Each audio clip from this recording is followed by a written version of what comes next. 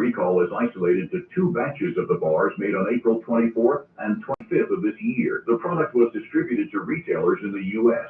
No illness or injuries have been reported. Correspondent Christopher Cruz with that report. When noon time, the 3:56 and up Bloomberg Money Watch on 10 Fenway. Inflation forcing a lot of us to change what we buy and what we do. We look at just regular middle class, they're probably cutting back. I mean, it puts a lot of pressure on the middle class. Another trend, the maker of Schick razors says high prices are causing men to buy fewer razor blades. I think we are going to see more beards because people are shaving less because of inflation. Bloomberg Money Watch at 26 and 56 cents every hour. I'm Tom Busby for 1010 Wins on 92.3 FM. Wednesday is time 3:57. At Granger, we're for the ones who pay attention to every little detail. The ones who trust, tinker, and sweat the small stuff. Because you know the tiniest thing can make the biggest difference when it comes to business moving. We get it. We're the same way. Offering access to product experts to help you quickly and easily find what you need. So whatever your industry, you know you're always getting professional grade products. Call Granger.com or just stop by. Granger, for the ones who get it done. At the UPS store, you can ship it all. We're your multi-sports equipment shipping store. Hey, Sanjay. Your fancy art shipping store. Or even your, I can't believe it's already time for my shipping store. So visit your neighborhood We Ship It All store for dependable UPS shipping with easy-to-use tracking and competitive rates. The UPS store. All right. Sanjay's here. Hello, Sanjay.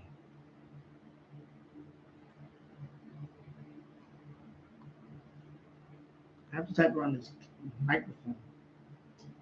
Hello, Sanjay.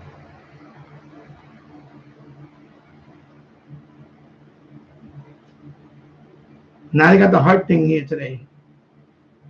So now I guess it's a new thing. They put in the heart thing here now. So if I click on the heart, see? Look at all the hearts I'm giving you, Sanjay.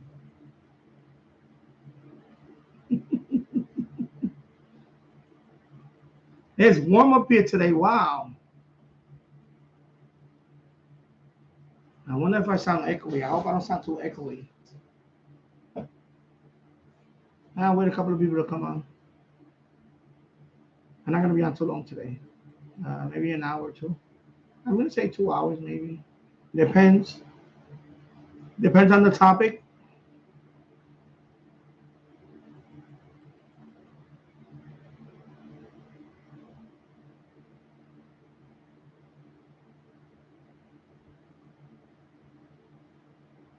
Yep.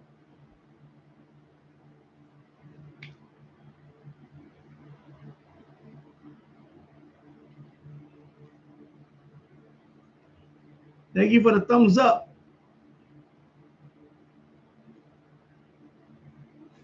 Man, it's really warm up here today. Wow. It's warm out here today. What is the weather? Let me check my. I think we're supposed to get 90. Let's see. So right now it's 87 degrees.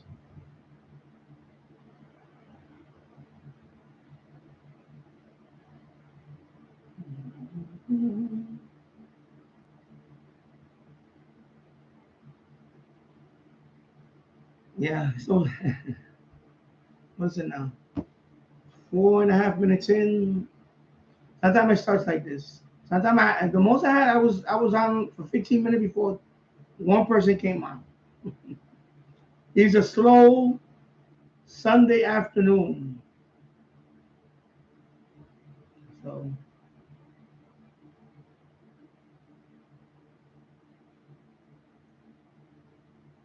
I'm thinking if I should put that thing up higher. I don't know.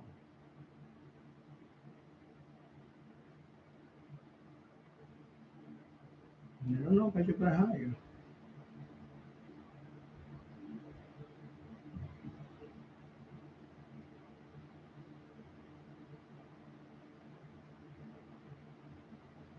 Anyway, I'm going to turn on my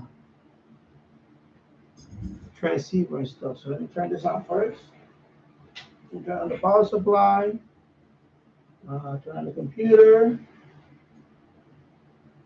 Let me see if I can do a little FT8 in the meanwhile. Turn on the transceiver.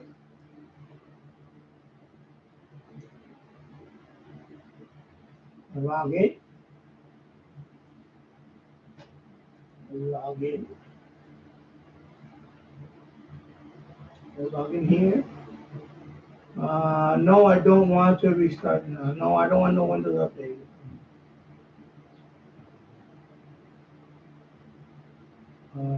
Pick a time. I don't know. Pick a day. I don't know. Next Friday? Yeah, schedule a restart for that.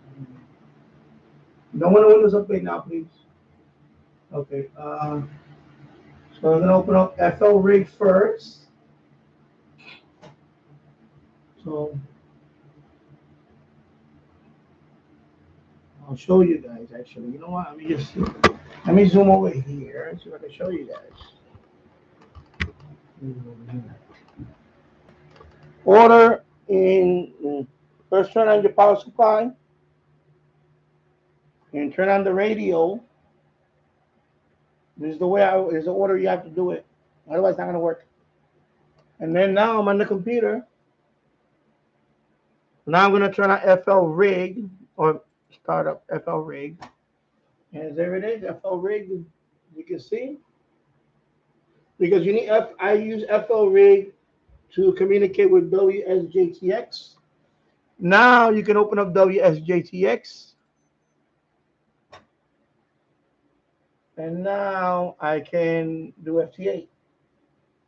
So when I went through the setup, I select FL Rig. That's what I use. Because in the past, when I did the setup, if I use the Zygu G90, for some reason it doesn't. It works kind of wonky. It just quirks in it. I don't know. Maybe now they updated it's much better, but it always gave me issue. So the best for me is to do FL Rig. Okay. No. Oh, can you stop popping this stuff up, please? Oh my God. So I use FL Rig. Works the best. Actually, it wasn't the Zygu. It was the Yaesu FT818ND. And for some reason with WSJTX, the Yaesu acts wonky with it. It's just weird. So I found the best way is to just use FL Rig with your Yaesu FT818. It works much better. And then I just tell WSJTX. Let me see. I'll show you. Let me click on it. I'll show you the setting radio. See, I just pick FL Rig. Okay, so I'm using that program as my rig. It works the best. If I can pick the model, I can go down to the radio, but I found that it gives me issues, especially the Yaesu FT818 ND. Excuse me. So that's why I like FL Rig. Okay, so I'm just letting you guys know that because you know, I had my growing pains with this. Like I said, I'm a rookie, and this works the best for me. FL Rig. See, FL Rig. I can zoom in closer. You see, it says FL Rig Zygu G90. That's how it has my setup here. You set up your radio here. You know, add a comfort and everything. And then you just tell WSJTX to use FL Rig. And all the other settings are there. You see? Mode, I just use data packet. PTT, I use cat. And no split. And that's what I do. Okay, so I just wanted to share that with you guys. And yeah, so right now nothing going on. And then of course I open up where's that? Grid Tracker. I like using Grid Tracker also. Okay, I use Grid Tracker. I like to see visual, and it tells you, you know. Oh, excuse me. You know, like for example, that's the last person that I was trying to communicate with.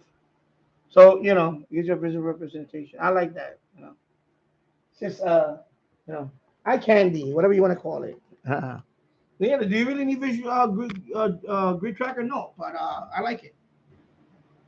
Okay, so so that's what I do. So of course I'm gonna transmit now, and hopefully somebody can hear me. Right now it's dead, but I'm gonna transmit anyway. Actually, let me tune the. First, I gotta tune my or match my antenna, and then now I can transmit. And yeah, let's see. All right, so I got full 20 watts on that.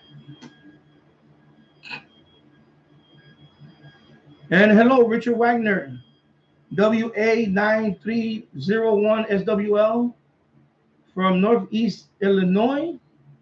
And what are the two helicopters in the shelf? The DX25. Yeah, this is the DX. This is the Sky Champion. The Sky Champion. And then this is the SX25. I can't see it. So long. The Super Defiant. Super Defiant. And this is the Sky Champion. And this is the S38. Sorry, let me go up a little bit. Sorry about that. Okay. S38B. I don't know which is S6. Oh, God. I'm having one of those moments now. Okay, here we go. S20R Sky Champion. It still works. It's just a little deaf on shortwave. I bought this for $50. It was actually rescued from a dumpster. This one was almost a few of them wound up in a dumpster, and unfortunately, but the guy rescued a couple of them. So he sold me this one for $50. This is the SX25. Yeah, sorry about that. SX25, yes, SX25. This was one of my first tube radio purchases. And of course, the S38B. I bought these two with the same guy. But yeah, so those are my three Helicrafters. And I have one more. It's down here, the S120. It's down here. But that one is not working. That one I'm getting the dreaded is it 120? No, excuse me, 120. S200. S200. That is my other Helicrafters. There. Okay.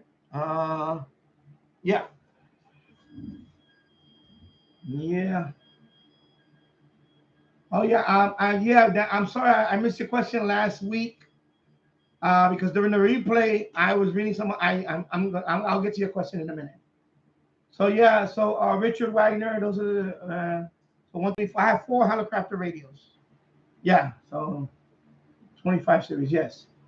And hello, Bobby. WA510 7SWL from Morgan City, Louisiana. And welcome to the chat.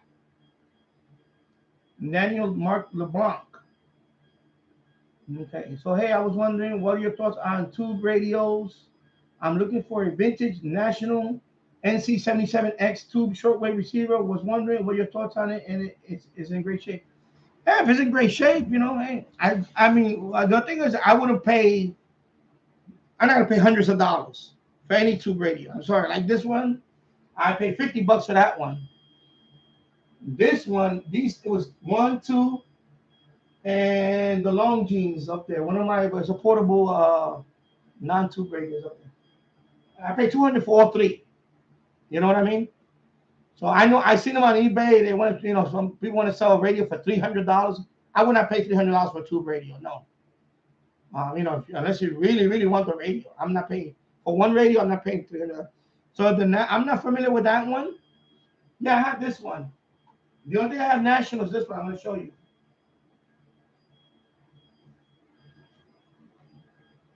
So I have this one, the NC 188. Okay, that's the one I have. This is the only national radio that I have. Okay, it works well. It works on all bands. It's just missing the little, this cover is missing here, missing here, but it works fine. And then when I bought this one, I believe I bought this one. I think I paid $100 or $75. I forgot what it was. Yeah, I like this one. It's very nice. And I cleaned it up. It was a little dirty. I cleaned it up. But yeah, I like this radio. It's a very nice radio. So national, I'm not familiar with the 77X. I have to look it up. But I can look it up in a few minutes. I'll look it up. So, yeah, I like this radio.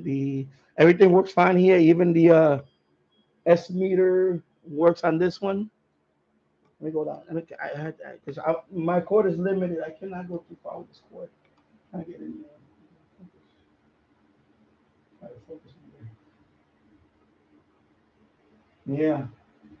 So everything works on this radio. I had it hooked up with the loop antenna. I made a couple of videos a few months ago. I had this radio. I did a band scan with this radio, I believe.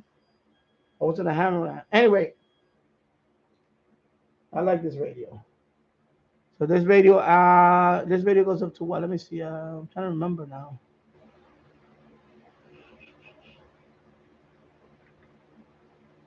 I'm trying to remember what the frequency range is.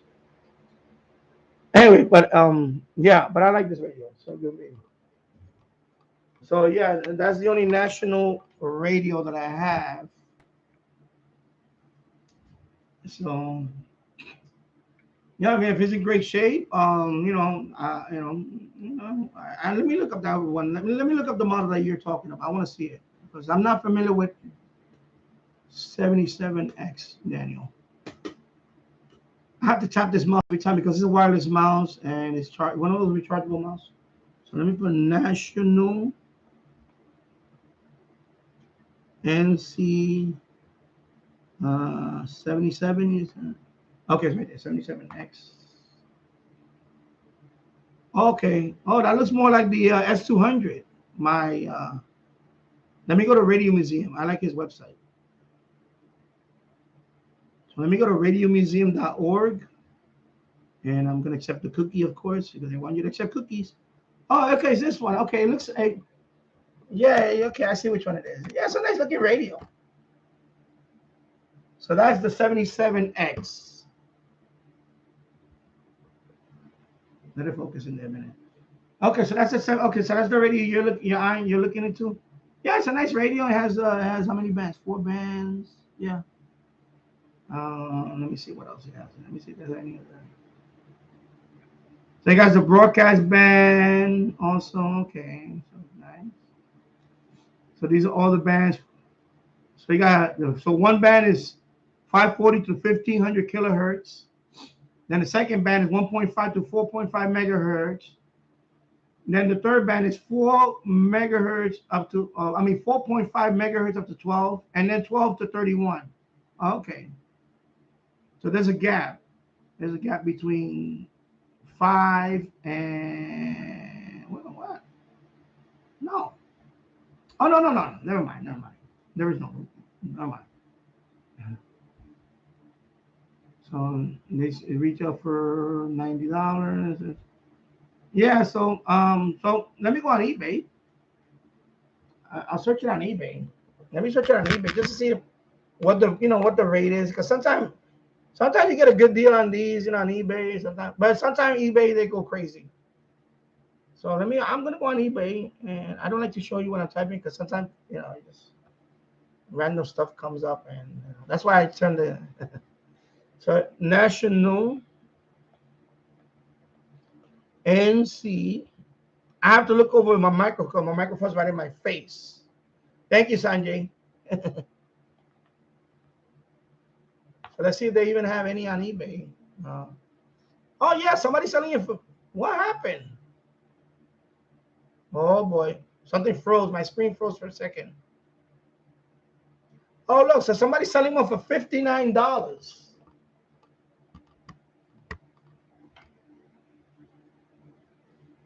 So somebody's selling one for $59 with $15 shipping. That's not bad. So let me see. That's weird that my screen just froze for a second. So he's from Pennsylvania.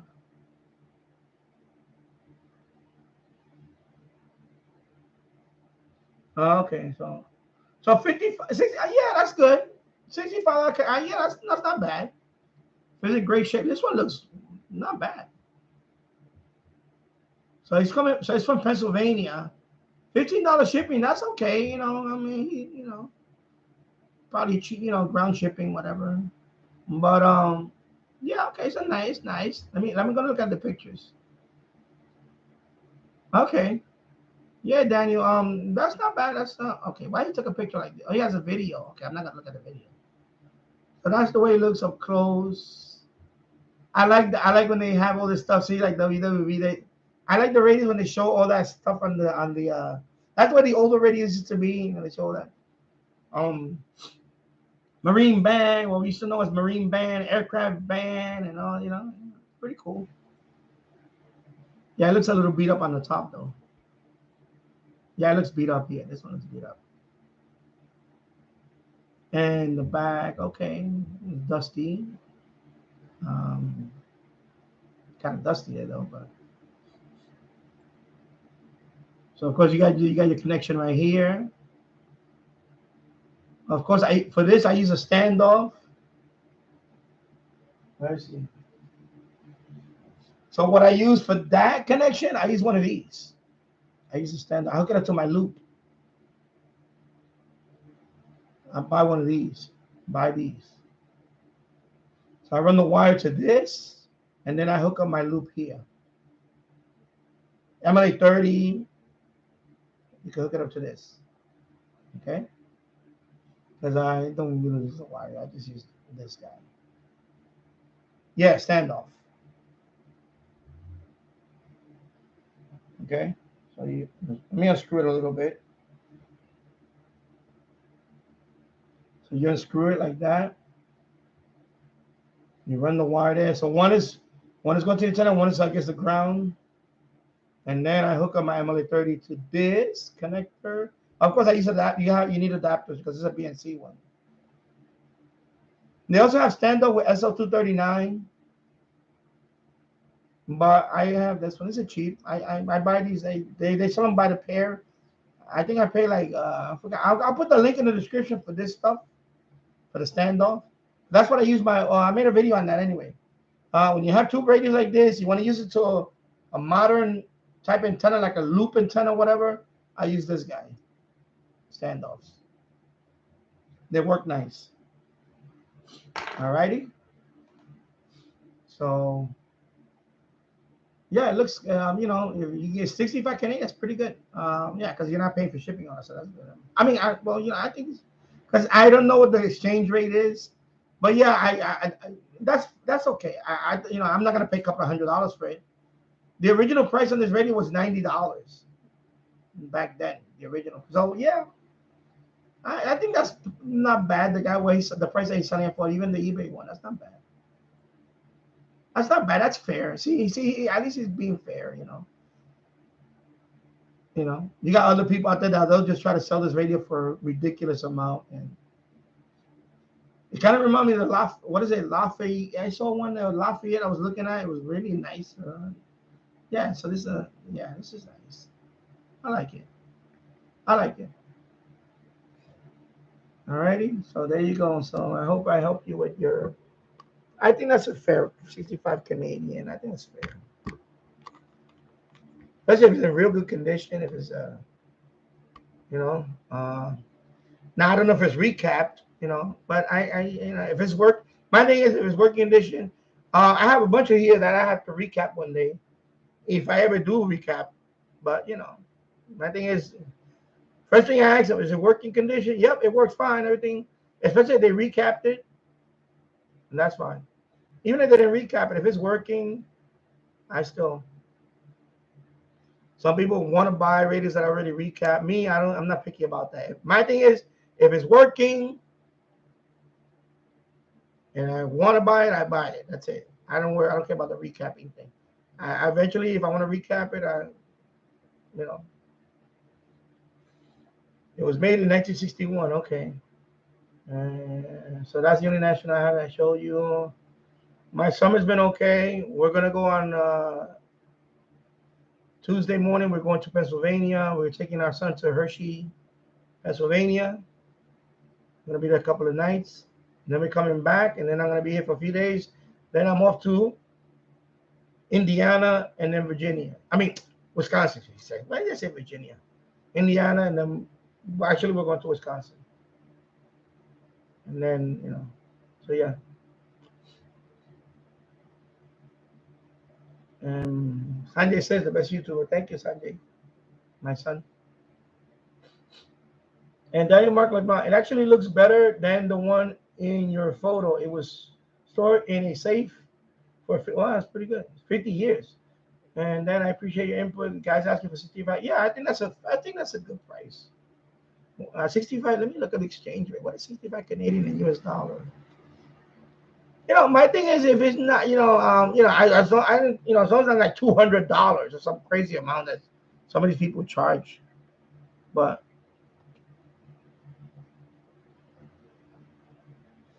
okay, 65. Oh yeah, that's a good. Yeah, so that's like, it's a very good price. So US dollar is about 48. 65 Canadian is about $48. So yeah, so that's a good price. Daniel. Yeah, that's a good price. And hello, Andy Cowley. Hello, brother. Yeah, so 48. I'll show you. See, I just did the conversion. Yeah, so I forgot Canadian dollars was higher than that. I thought it was the opposite. Yeah, so it's 48. Yeah, so that's a good price. So that's a good price. You know? So 48 US dollars, 65 Canadian. That's a good price. So it's cheaper than the one you just saw on eBay. So the one on eBay, he's selling for $59 and $15 shipping. So we're talking about $75 total plus tax. So yeah, so that's a very good price. So yeah, you got a good deal. That is a good deal. Yeah. Yeah, so yeah, because I saw during the replay when you posted that, but what happened is this: what happened. Yeah, let me see something. Live chat. I have to put live chat because when I put top chat, sometimes I don't see the question in real time because YouTube suggests what I want to read. So I have to put live chat so every post can come up. So when I missed your question, I was like, oh my God. And I was like, So anyway, let me go right here. And I'm gonna get it added in about 44 seconds or so. So I'm gonna answer your question after the ad. Let me just let the ad play, and then I'll stretch for a minute. Not everybody gets the ad, but some people do get the ad. So this is YouTube way of milking everybody's they want every penny out of the live stream.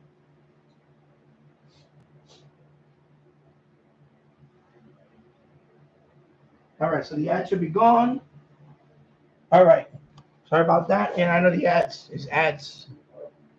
Oh, it's still not yet. Okay, my God, that's the longest 40 seconds. Okay, now the ad is coming. Sorry about that. Oh my God. Yeah. Okay, so now the ad should. Okay. Daniel Mark LeBron, what are your thoughts on tube maintenance? Are tubes fairly simple to get? For the most part, I didn't have issues finding any tubes because this one, I know this one a couple of times. No, one time, excuse me, one time. One tube blew out. I went on eBay. I found them. I have actually have a couple of replacements for this one now. And I found tubes for that radio also. I had never had a problem with finding tubes. Although you remember most of them are new old stock. That means that probably somebody, people buy them and stockpile them for years.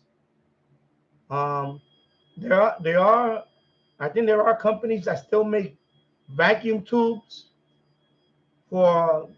I'm not an expert on this, so don't quote me on this. I know they still make some tubes like for guitar amps. So there's still some makers that make tubes that can be the equivalent of what you're looking for, but that's beyond the scope of my knowledge on that. But for the most part, I never had an issue. I'm scratching my thigh, sorry.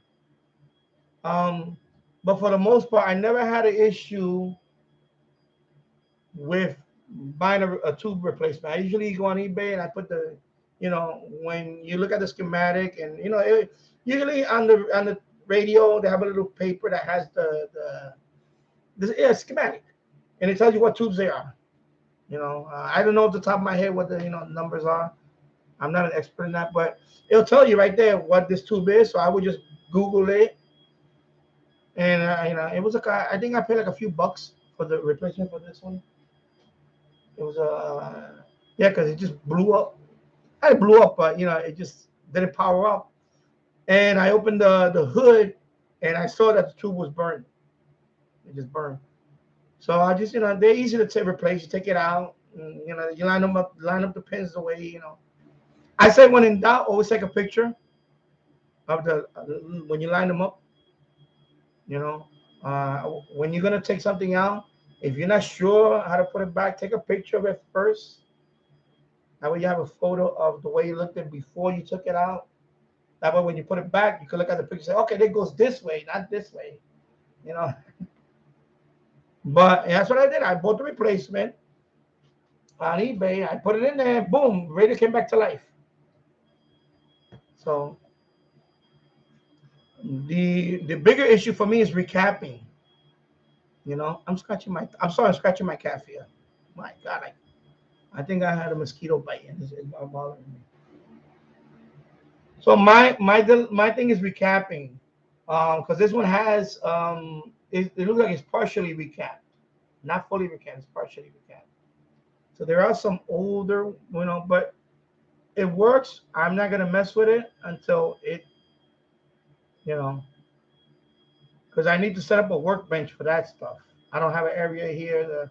Eventually I would like to do it in the garage. I have a work area where I have, when I want to recap this radio, I can take it there on a workbench and go,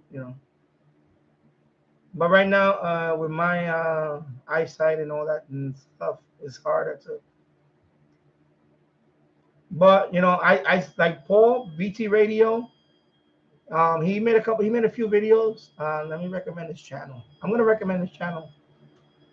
He was the one that kind of inspired me, because I believe he made a video and he said he never recapped the radio or whatever. I think something, and that was like his first radio that he recapped, and he did a great job.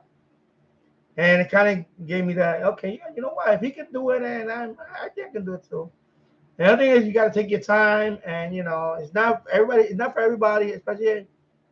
And in my case, it's more of a time issue. But let me find his channel, and I'll show you. I'll put the link to his channel because I think he restored the what is the radio that he restored? I think it was a Zenith Transoceanic. So I think he recapped. No, that one I think he fixed the dial. He might have recapped that one. I'm trying to remember what radio he recapped. Anyway, he has a few videos in there, and he So when I saw that video, I kind of say, oh, you know what? Because I was kind of, I'm not, I'm, I'm kind of to the point in my life that I don't want to sit down and, but, okay, it's not coming up on a search. Why is that coming up on a search?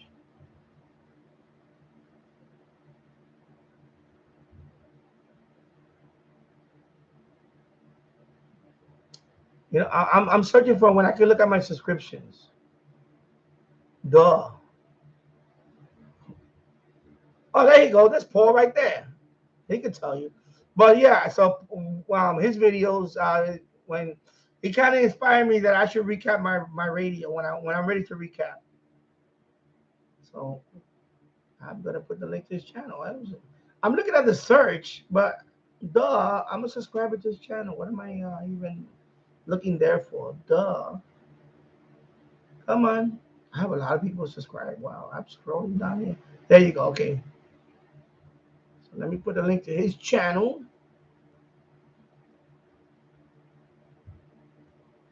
Yeah. So, so putting the tube is the easy part. Is recapping and all that. That's the part that I was like, oh man, I'm gonna have to recap this radio one day. And so that's his channel. Paul VT Radio.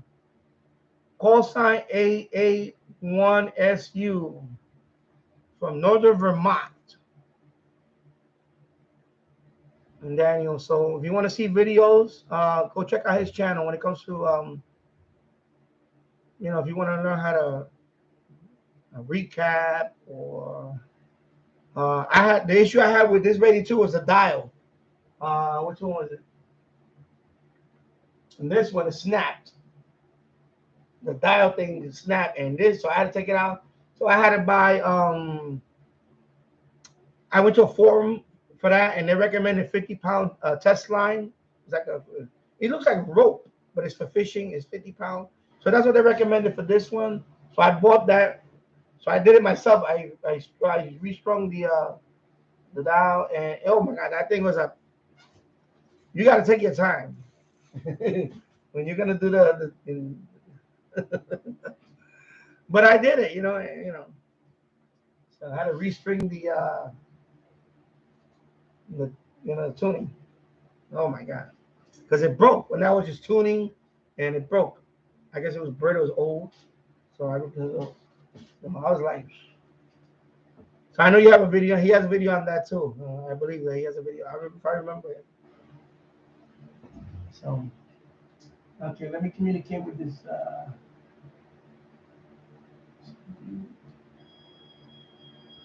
Mexico, 10 meters.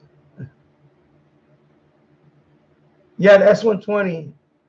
And it's similar to the, because I got the S200. So I remember that too. I was like, man, because I'm going to have to do, see that one, I'm going to have to do that. The S200. I like that S200. Because that one has the dreaded hum. So, of course, everybody right away told me, oh, it's a filter capacitor. You need to replace that. So I said, okay, I have to look into that.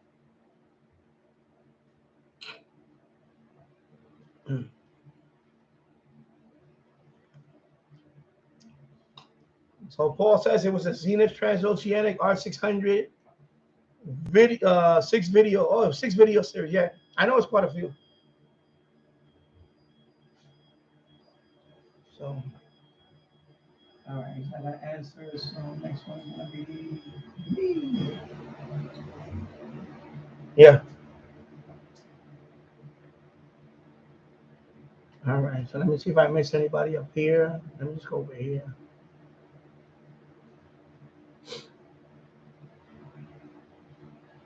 So Daniel, check out his channel too. He has a whole bunch of old tube radios and all that. He has it's a great channel.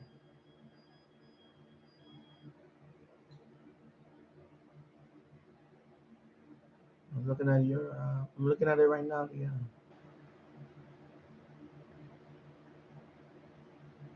Let me see the videos.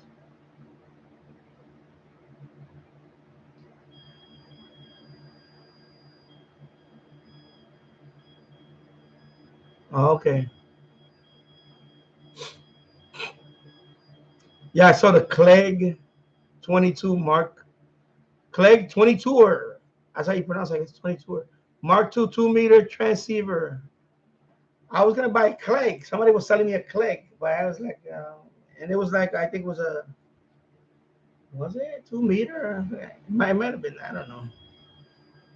The guy that sold me the National, he was selling a Clegg. That's where I remember the brand. Clegg. So when I saw it, I'm like, oh my god, he got that. I heard of some people talking about it one day. Is that one of those radios that a lot of people are not familiar with? So when I heard it, I was like, oh, I know what that brand is. Clegg. So that's the one. Clegg 22 or Mark 2 2-meter transceiver. Yeah. But I forgot which one he was selling. I know it was a Clegg.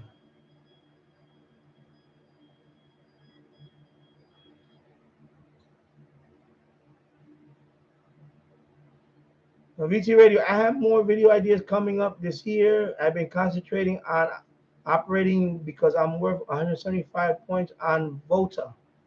Okay. Yeah.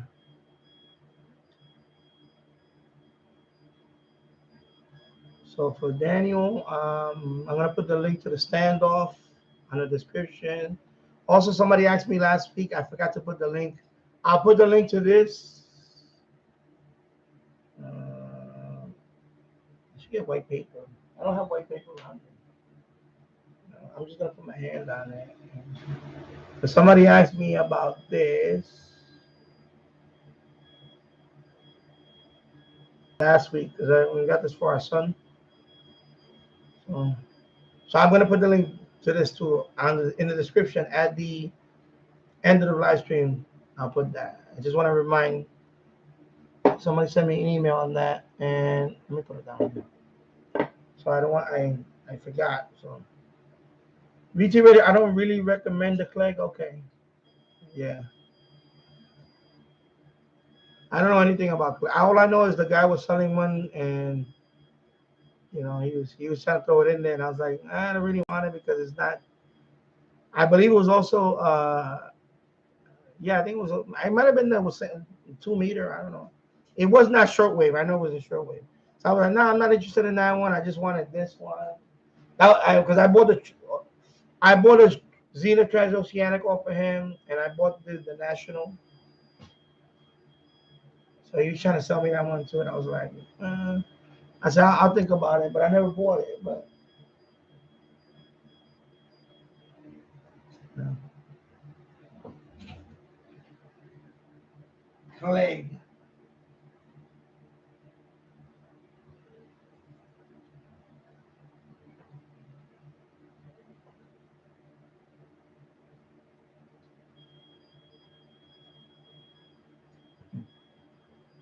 I was gonna cover something else today. I forgot what I was gonna cover. There was something else I wanted to cover. Because that last stream that I had, I was like,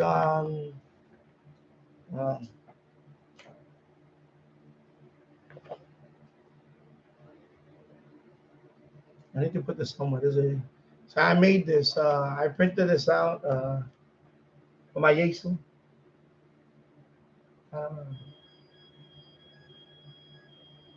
Like a cheat sheet.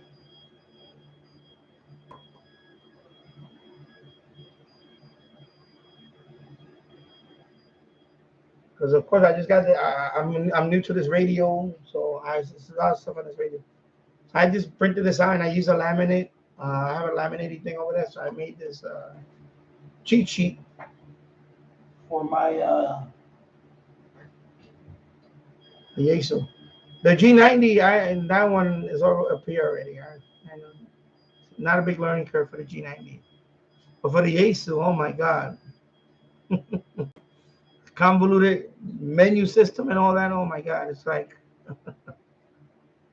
the G90. That's what I like about the G90. You get up and running like that. Of course, I understand the Yasu is older. That's older, and of course they discontinued that one. So now I was thinking about selling it, but I'm gonna keep it. Even now I'm even thinking about the 7300. Yeah, I like the Zygo. So I know it's gonna sound. Somebody's gonna say what? What? Okay, what happened? Okay, yeah, good. Mexico. Okay, I got a contact. I got a contact. Woo, 10 meters. All right, let me go do this. Okay, so you heard me. Okay, good. Gotta log in. Why am I? Oh my God, what is going on? Okay. My screen just froze for a second. I'm hoping I'm not getting a memory issue with this computer now. I'm loading something here. All of a sudden, my screen froze. Okay, one new alert. What's the new alert? Okay, so. All right, so let me check this call side.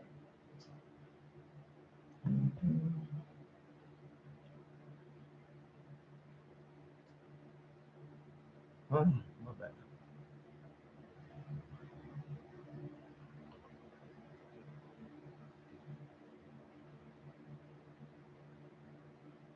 Oh, okay, says a club. Okay, says a club.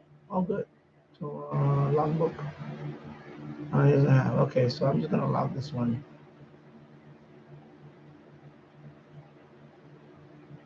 Let me log this one. Minus 11. Minus 26. Save that. So Mexico. Okay, Mexico. Thank you, Mexico.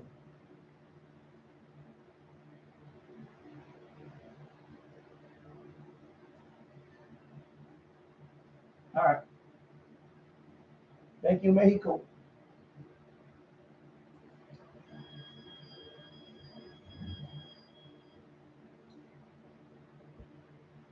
So 10 meters, not, I mean, it's not Deadville, but you see, Mexico.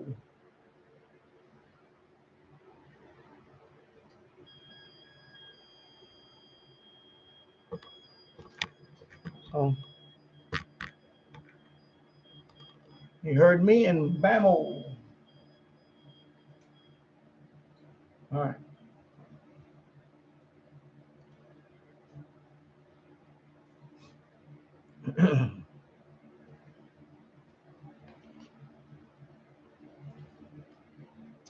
So let me give you a little update on the pass through.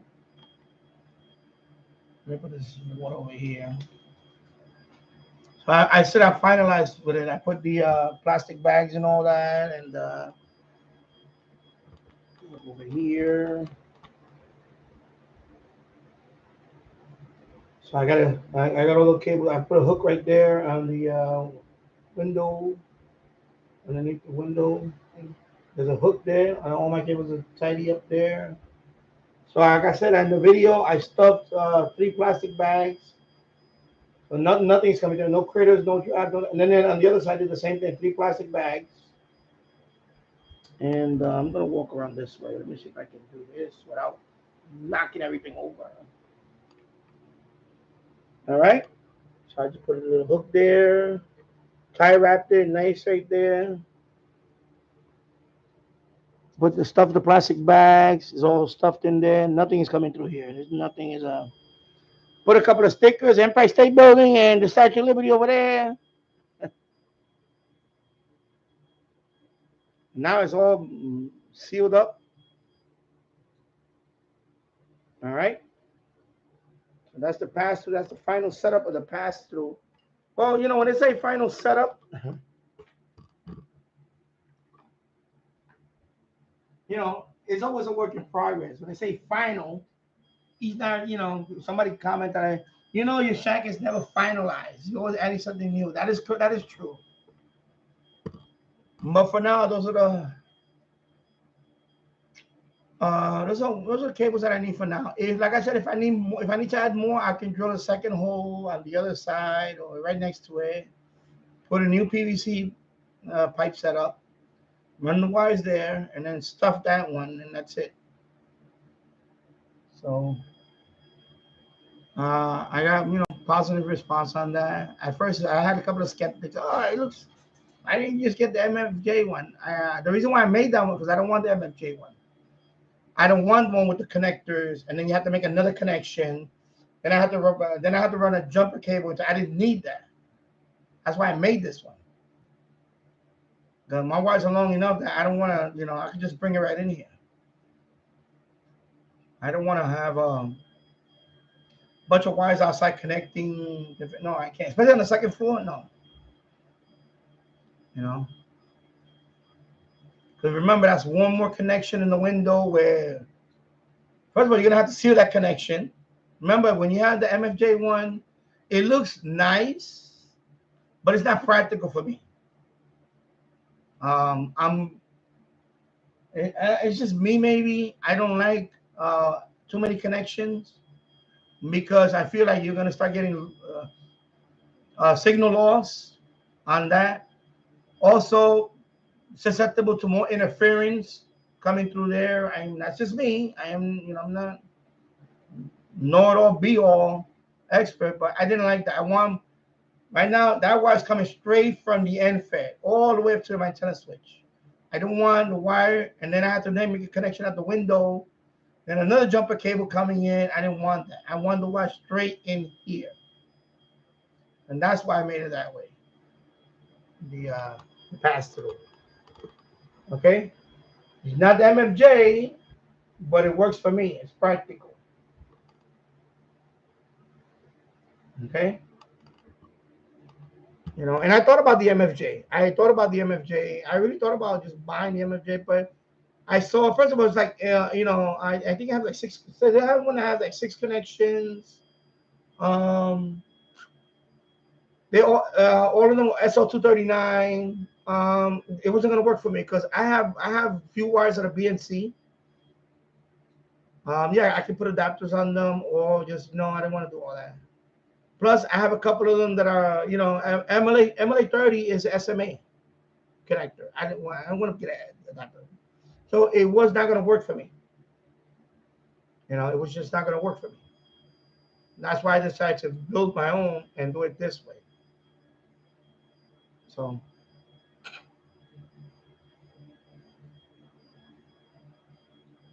Hey, hello, Robert Varner. I hope you're doing well. BT Danny, I've been on 20 meters FTA for the past 2 days. You just inspired me to try 10 meters. My first contact was on a new country, Malawi. Oh, cool. All right.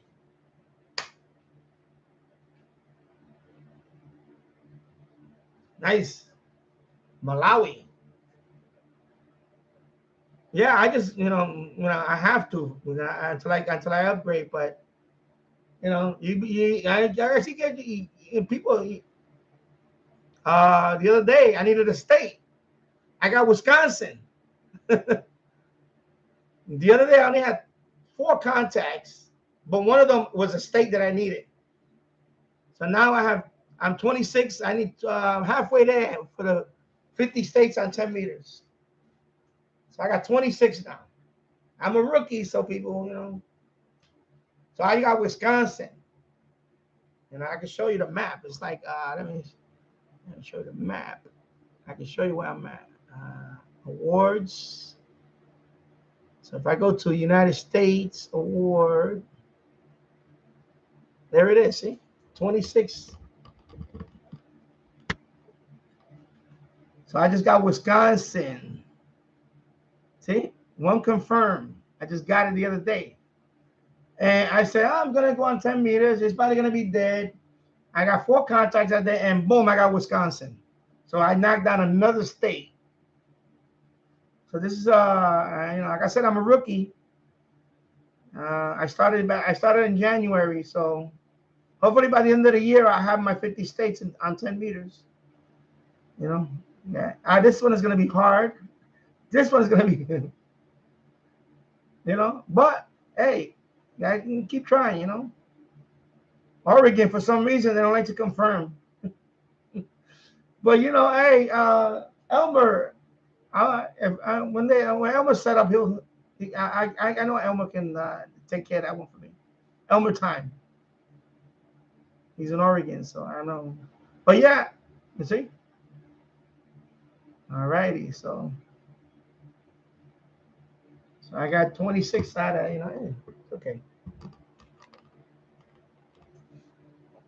Like right now, I had contact with Mexico, and then there's another. Now he's working. The contact that I just got, he's working Canada, and he's working with another guy. He's working. Let me see what he's with. I think that's Colombia, and the other one might be the Azores or something like that. So, okay, run away. Here we go.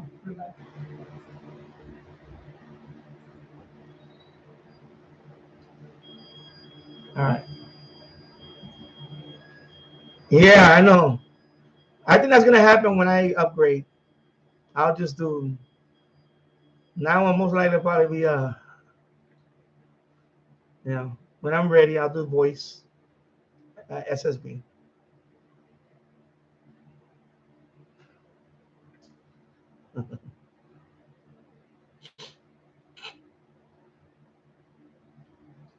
I'll probably get the continents before I get the states because some states like Maine, I don't know who. I don't know. Anyway,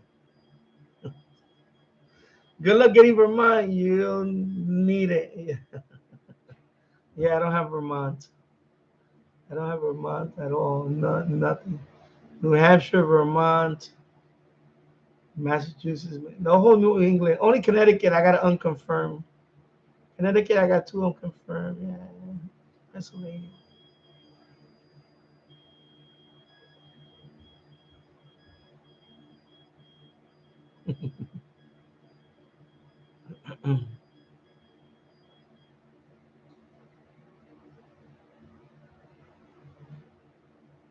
Yeah,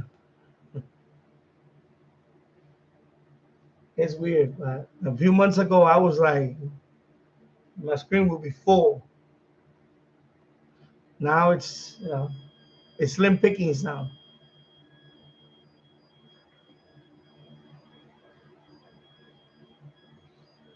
Hello, Ronan Murphy. Hello from Ireland. How is your MFJ 1886 doing? I just got one last week to replace my Wellbrook 1530 that I had for a long, long time. 25 years. MFJ is really good so far. Um, I like my MFJ 1886. It's the best. Is out of all my antenna, is the best. Is my best shortwave antenna, bar none. Um, medium wave also. Of course, it's not made for long wave. Because the MFJ says I think it's 500 kilohertz up to 30 megahertz. So it's not in terms of Wellbrook. It's not gonna be a long wave DXer. So you're not gonna get that with the MFJ. I mean, I have picked up long wave on it. I have picked up long wave on the MFJ, but it's not designed for that. But on medium wave, I love it. On shortwave is a champ. Works very well on shortwave. Right now I have two of them. I have one on the rooftop. That's the one I'm have it hooked up here. I need to hook it up to one of my radios. But I love my MJ1886. Of course, it's aluminum. It's very durable. I have mine up there for about 5 years now. All weather, no issue. It's very durable loop antenna. I'm gonna get it added in about 2 seconds. Okay, I'm gonna give it another few seconds. Yeah. So, and the reason why I bought the MFJ 1886 at the time, are you calling the Mexico station? Let me see. Yeah, I don't see you though. It's about a 6D1A. That's the Mexico station that I make contact with. 6 Delta 1 Alpha. Yeah, 10 meters. Yeah, so the MFJ, the reason why I went with that one back then when I bought it, it was compared to the Wellbrook, it was a lot more inexpensive. Wellbrook was too much out of my price range. I wish I would have bought one, you know, because I never owned the Wellbrook, so I always wanted to buy one. And now that they finally closed up their shop, you know, kind of sad that they closed up their shop. I wish they would have sold it to somebody and then kept on selling the. So I bought the MFJ 1886 because at that time W6LVP was also the other big antenna that people were buying. I was not a fan of it because I didn't like the fiberglass. I mean, not the PVC tubing. I think that thing is going to get damage in the sun. I live in the Northeast. We get, you know, extreme. You know, right now it's going to be 90 degrees outside. So we get freezing. It is very inexpensive. So that's why I went with it. I was even the W6LVP loop costs more than the MFJ 1886. So you know, when people knock the MFJ, I think when I bought it when Dave Kessler made a review on it. That's what finally pulled the trigger for me. Because I waited until once Dave Kessler did a review on it, and he did a good review on it. Because I needed that was, and by the way, that was my first loop ever. Before that, I was using NFET. And when I put the MFJ 1886 loop, it's a lot more quieter. Of course, you could null out. It's directional. It kept me in the hobby.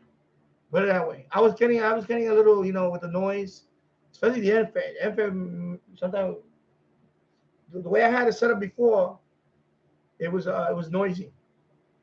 But when I put the MFJ 1886 loop, it's like, just like the Wellbrook, it kept people in the hobby. All of a sudden, my signals were a lot clean, a lot quieter, clean signal, and I was like, wow, man, I was like, you know. So yeah, so definitely, I know they bumped up the price because I guess the material now, inflation. When I bought mine, I paid a total of 300 and I think it was a total of 300 and might have been a little over $300 US. That includes the shipping. I think it was $275, and then the shipping was $50 for me. I think I might have paid about $325. No, it was $295, and then shipping was, so I paid around $350.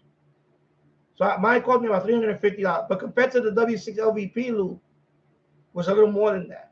I went with the MFJ. I wanted something durable. I wanted the aluminum, durable, and I still up there. 6 years later, it's still up there. And I have a second one that I bought recently off Craigslist, and that one I have it I have that in the basement. Just, you know, I might put that somewhere else, but I have the one on the roof right now. I'm very happy with it. And now they also came out with an 1880. Is it 1888? But I haven't tried that one. That one is more expensive. That one goes down to the longwave band, the 1888. Is it the 1888? Let me look it up. Let me close a couple of things here because my screen froze when I opened up a window. Let me see. MFJ 1888. Yeah, it's 18. That's the other model. That model came up like 2 years ago. 1888. So right here. Oh, I see you. Yeah, yeah. Paul. There you go, Paul.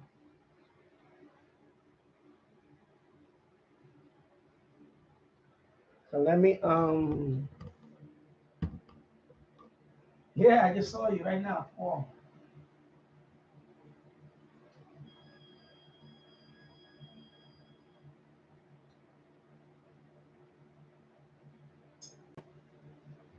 Yeah. So this one, the MFJ 1888 is goes out to a long way, 50 kilohertz up to 30 megahertz. Right here. I would love to try this one, but I'm not gonna pay $500 for it.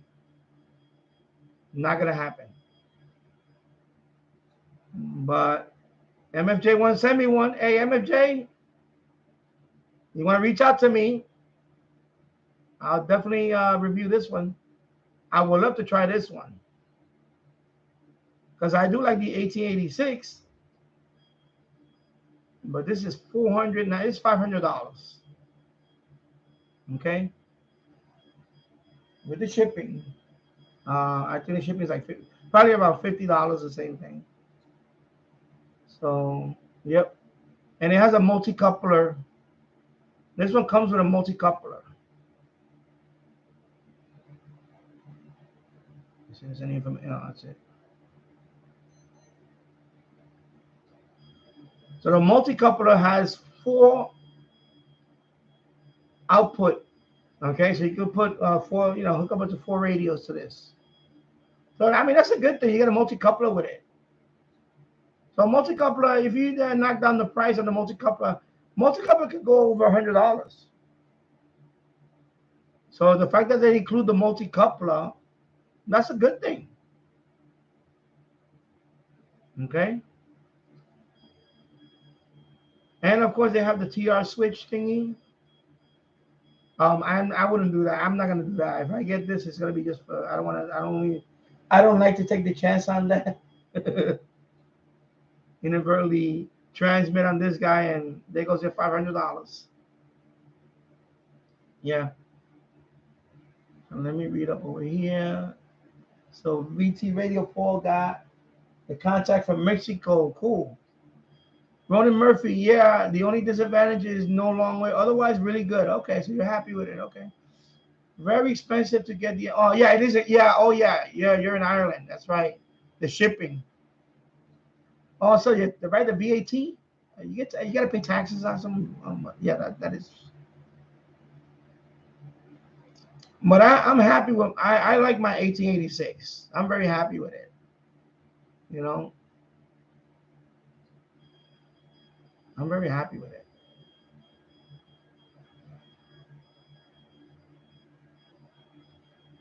Paul says I should have called while he was strong. He just stopped. So no, I saw him. I just showed everybody. So you got through.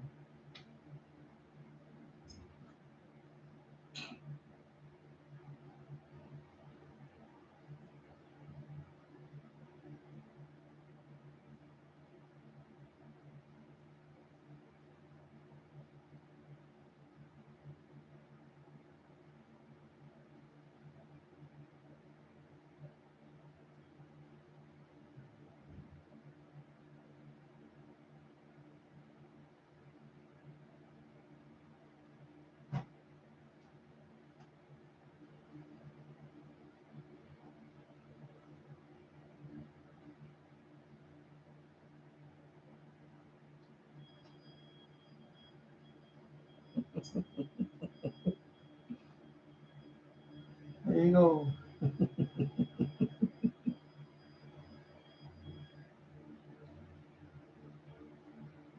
You gonna hear me or you're not gonna hear me? If you're still on.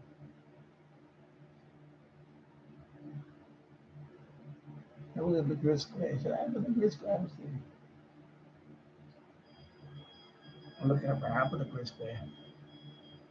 Let's see. Let's see.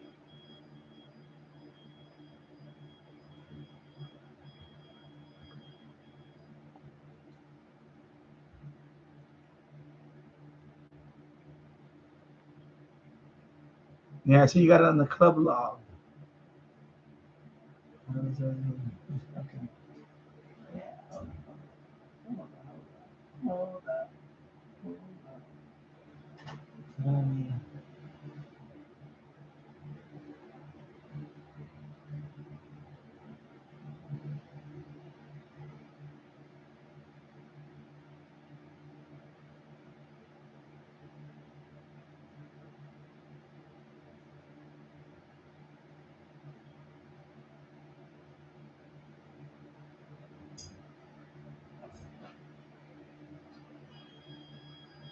Ronnie Murphy, yeah, lots of VAT, but hopefully we'll get value for it back in the years to come. Well, yeah, I mean, I'm gonna tell you, it's very durable antenna. Never had an issue. I know with the Wellbrook, some people had their I know my Radio DX. I think his I'll show you.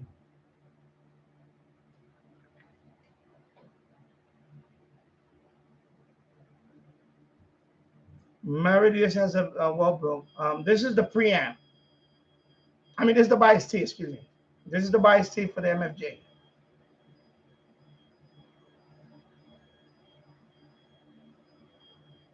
Never had an issue with them.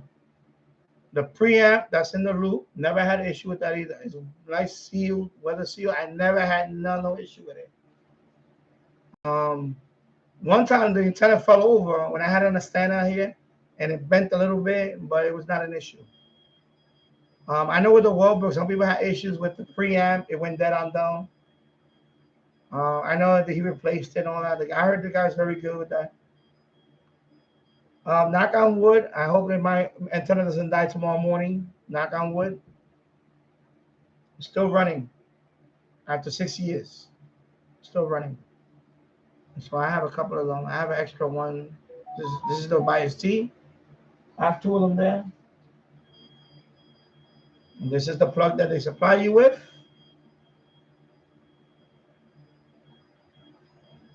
I know Wellbrook does not supply you with the plug and all that, which well, one they no longer. MFJ will supply you with. They will supply you with. Come on, bro.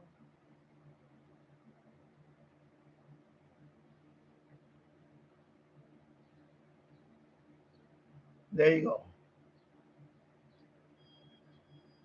So this is the plug for the bias T.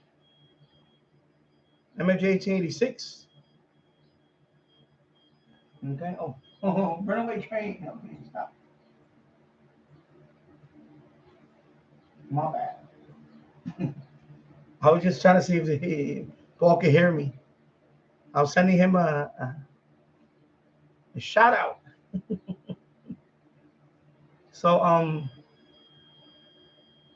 So you know the MFJ comes with the power supply. And I know the Wellbrook, before they closed up shop, they weren't sending it out with the power supply. So of course, you know, people probably, you know, depend on the power supply. If it's noisy, this power supply is very good. So okay, so even the I will put the model number there.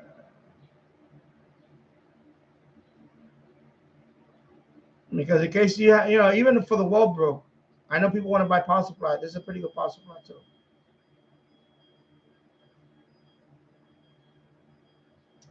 Yeah. So let me read. Daniel Mark LeBlanc. I'm sorry that we lost our power about a half an hour due to a thunderstorm. Power just came back on. I'm viewing the rest of your answer right now. Thanks for the link. Okay. Yeah. Sorry to hear that. We had some last night. We had a little thunderstorm last night, but it wasn't much. Daniel Mark LeBlanc, I will join the live show as soon as I'm done reviewing your response to me. Oh, well, yeah. Thank you. Roland Murphy, yeah, my own preamp on the Wellbrook had problems. Now, not so good and correct. Yeah, no plug on. Yeah, because I know Wellbrook before they stopped selling.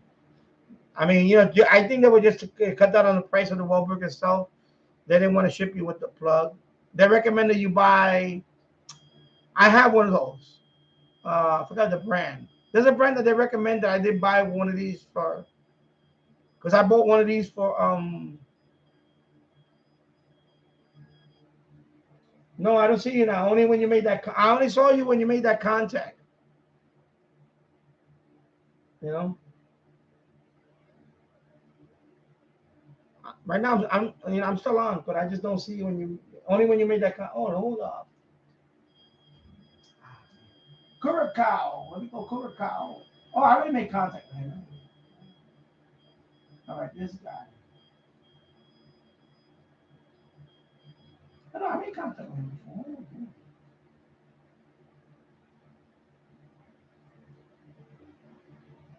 Anyway.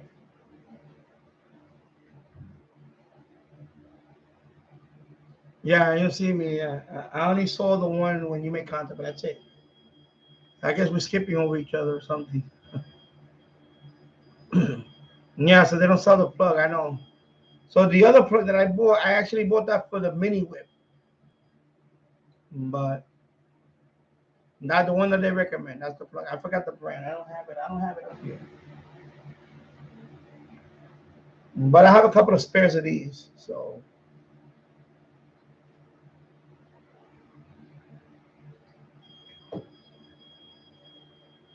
that's one thing I'm gonna say that because I know Wilbrook had issues with that the preamp. I know a couple of people said that it went dead on them and they had to send it back and all that. I didn't want to go through all that. And I know that you know who that happened to? Sparkyzilla. Sparkyzilla 85 he bought this loop that Sparkyzilla 85 he bought the MFJT 86 loop before I did. I think it was a couple of months before I bought mine. And his went dead. His went dead, and I think they didn't want to replace it or something happened. Yeah, I know. I saw just you worked them, and I said, but I don't see you on. No, I don't see you. Okay, let me stop there.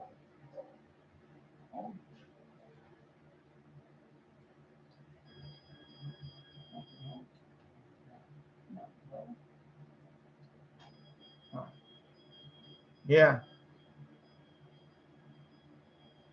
Yeah. I didn't actually see you. I just saw the Mexico send. I saw the Mexico guy sending you the call. Yeah. Yeah, right here. Look, I'll show you. I'll show you. Right there.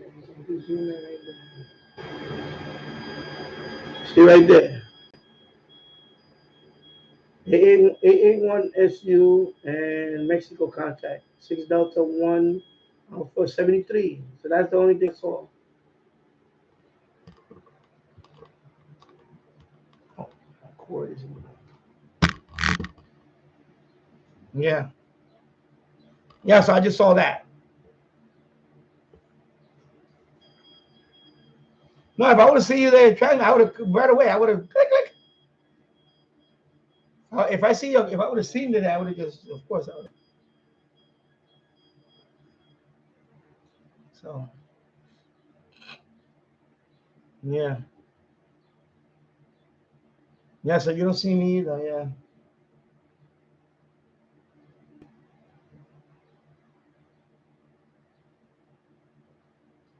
All right.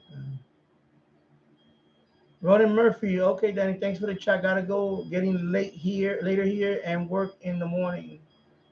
Okay, take care, Ronan, and thank you for stopping by. And hopefully I'll see you next time. Daniel Mark LeBlanc, I'm back. Thanks for the great answer. Yeah, and Paul just replied to that. He has some national radios on his channel also. Daniel. So you can also check out his channel. I put the link is in there. Paul, you can put the link back up. You can put the link below. So you can go to his channel also. Check out his. He has a few national radios.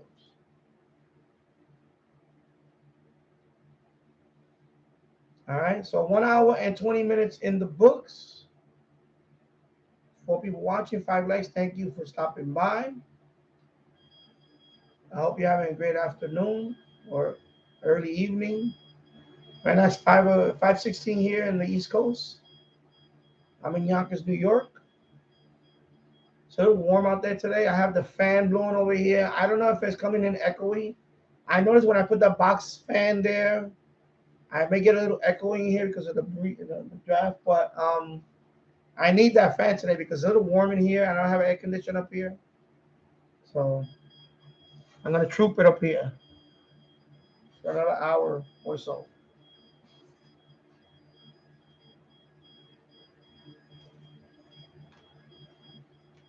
Yeah. Even my water already got warm. It was ice cold when I started.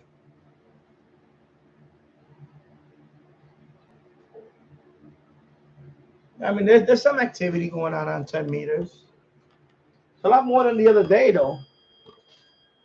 So this is 10 meters.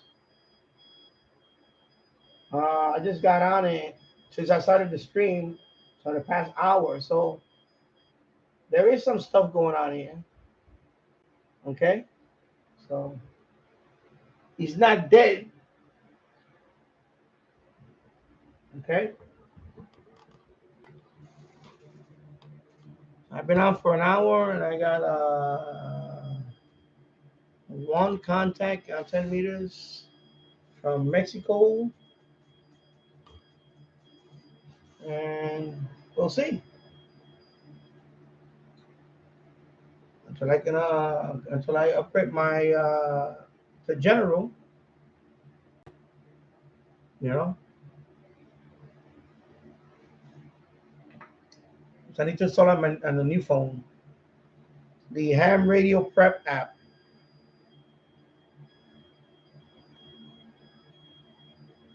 All right. Ham Radio Prep app and the QSZ practice test. That should be enough for me to, you know. I don't need for the general. Yeah, for me, I think based on, I think because I stopped. I didn't study for a while, but I was passing the test. You know, not 90s or 100. I think I was just getting like 70, 75, whatever. 71. But then a lot of things come up, and then so I need to. I can give it a month. If I just focus it for practice for a month, I'll be ready for it. And then that's it. Then I'll have it. Then I can go down to the other bands. So can't wait. So I'm gonna put it off to the fall. Probably after Labor Day and so on, I'll start getting ready for it. So I'll probably study through September, hopefully, and then maybe sometime in October. After my 1 year anniversary is coming up that I got my license. September is when I got my license. The other is September. I forgot what date. I forgot the date. I forgot the date.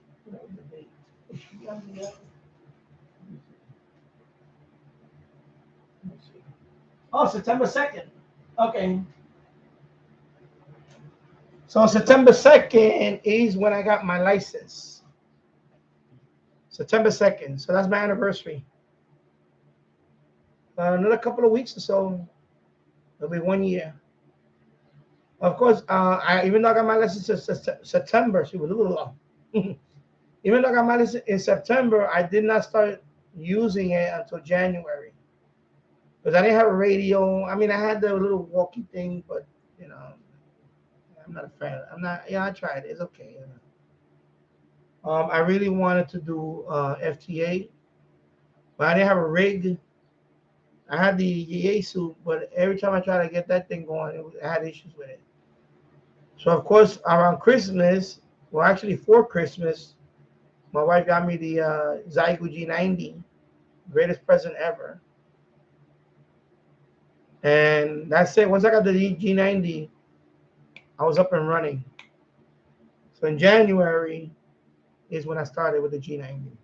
So really January is when I started. So that's when I started. All right. And trust me, I learned a lot.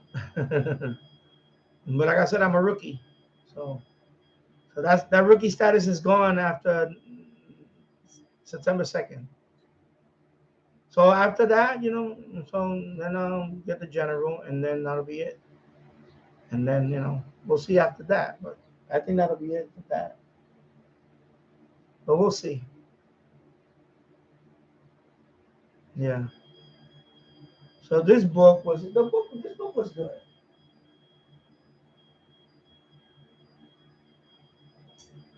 It's just this book is okay.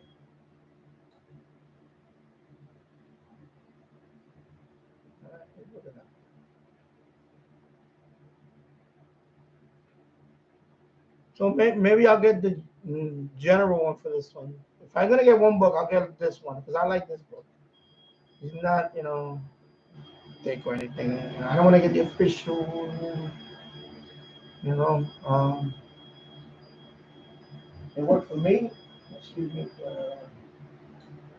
It worked for me, and I read most of the book. But then the guy that gave me the test, they told me no, just go to QRZ and do the practice test. Just practice the test over and over until you get like 85 and above, consistent. Then you're ready. I said okay, so that's what I did. I just practice. I started getting 85, but for me 85 was gonna be enough, so I kept doing it. I started getting 90s, a few hundreds. Then I said okay, now I'm ready. So when I took it, was no problem. And then of course they gave me the general anyway to take it. So I took the general test, but of course I didn't study for it. So that one I missed it by, I think he told me it was like 6 questions, or I would have got the general. So I almost passed it anyway, but I think it was 6 questions, 6 or 7. I forgot that. I think it was. He said it was pretty close. He told me no, it was pretty close. I said how many questions? He said about 6, or I forgot. I think it was 6 or 7. That's not bad for not even studying for it. 'Cause I didn't study for it at all. I only studied for the tech. So I was like, oh, that's not bad. Okay. So I almost got it. So I'll get it. I've just been caught up with a lot of stuff. I've been kind of lazy about it. But now I'm situated up here. I'm just gonna set it up and just because I what I do is I dedicate like an hour. That's what I was doing with the technician. I was dedicating like 1 hour a day, every day for a couple of weeks, like about 3 weeks, just taking it practice. Then I go on the app, practice, and then I was ready for it. That's it. You know, not only memorizing it, but I actually because I know Mario DX made a video on that. It's better if you have some. Like people ask me about the technician. Is it easier to take the technician? I'm gonna say yes and no. For me, it was easy because I already had a radio background, like shortwave listening, um, VHF, UHF. Like I already know these things about propagation and all that stuff. I know some electrical, electronic stuff. I know, of course, some of it is common sense, like safety stuff. So if you have a background in all this already radio stuff, then it's gonna be easy. If you have no radio knowledge at all, then it's gonna be a bigger learning curve. That's what I tell people. So if you want to become a technician, so basically most of my, when I say most, I say some of my subscribers, they're very knowledgeable in radio. They'll pass a technician with no problem because it's fairly easy. Really. If you have no radio background experience at all, then it could be a bigger learning curve. So that answers that question. I know people ask me all the time about that. And another ad coming up in a second. Ad.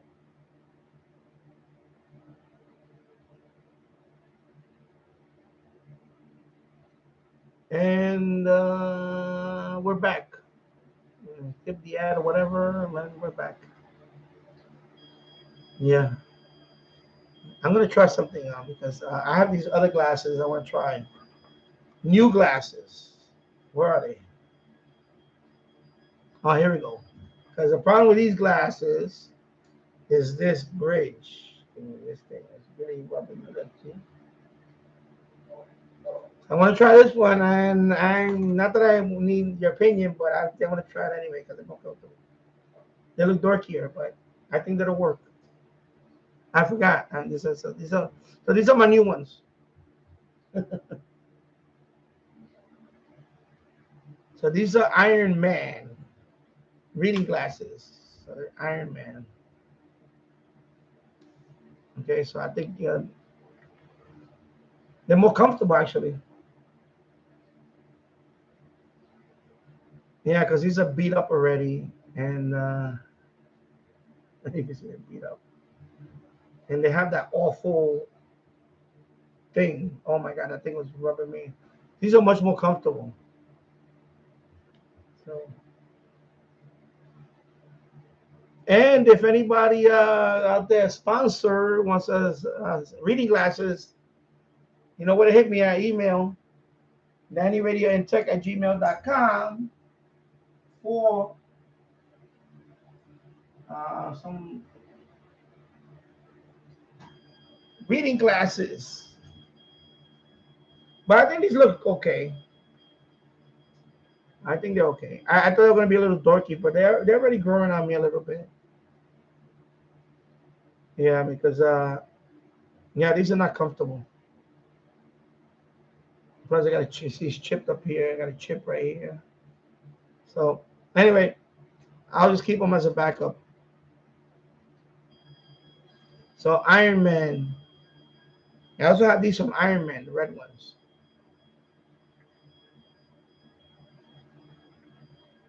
See, Iron Man. But these are 2.5. These are too strong. These are more for if I'm working with small parts. See, these I can read the chat. From right here, I can read the live stream. I can read the chat easily.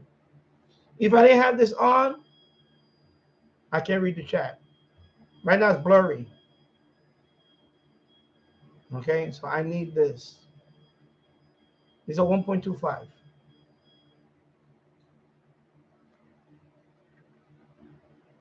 Yeah, 1.2. So there you go. So I know I look a little dorkier with these than these, but I'm gonna go with these. These are more comfortable.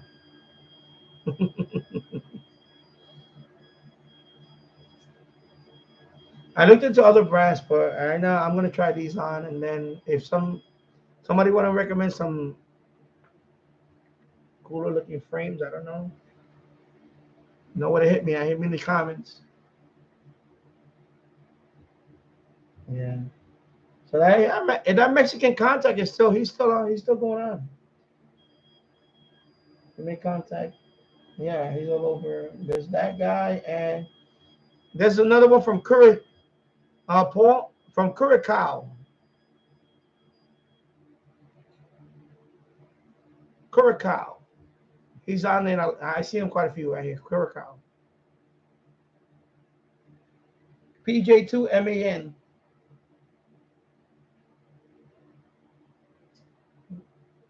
So I worked him before, so that's why. But he's active. Curacao. Island of Curacao. 10 meters.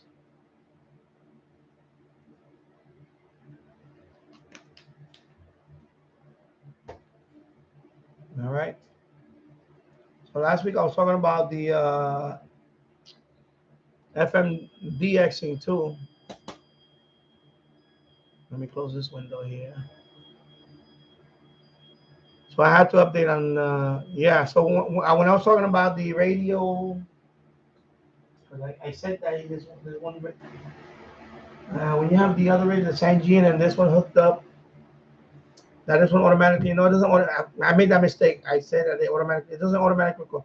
It's recording already. You had to press record on it, but you gotta, I put like a 64 gig.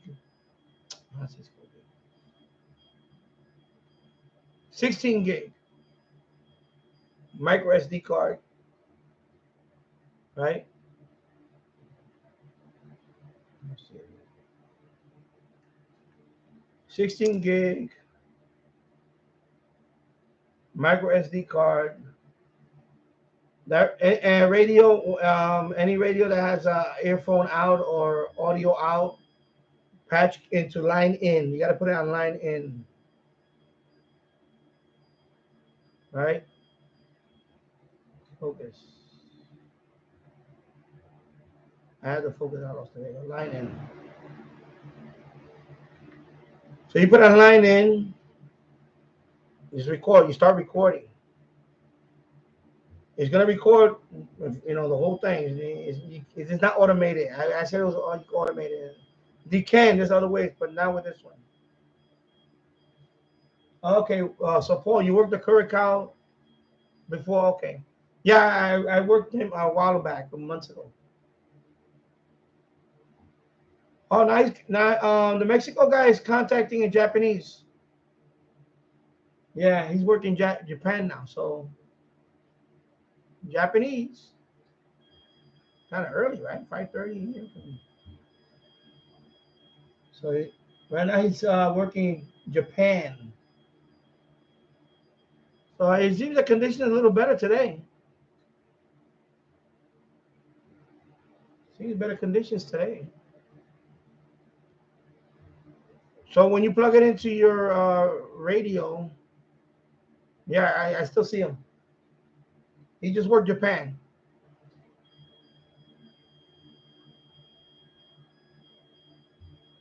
He's gonna record continuous until you run out of the disk space. But you're gonna get one big recording. That's what I meant to say. You're gonna get one big audio recording. For example, Tyler Bird's video, he put out. I'm gonna check out the video. I'll just check it out. It's not this one. It's similar to. It's another Sangean model that he set up his. I know he put it on 92.9 because that's the thing. You got to find the frequency that is not in use on the FM band, something like that. So he had his on 92.9. Just had it on, the line, the earphone out or audio out to this radio line in, line in. And you got to start recording right away. You leave it recording. He's gonna the audio file. They don't take up a lot of space, so you could have like a few hours of audio, very little, low bit rate MP3 play. It won't. It's not gonna be that. It's gonna be a few hundred megabytes or something, maybe not even a gigabyte or something. And then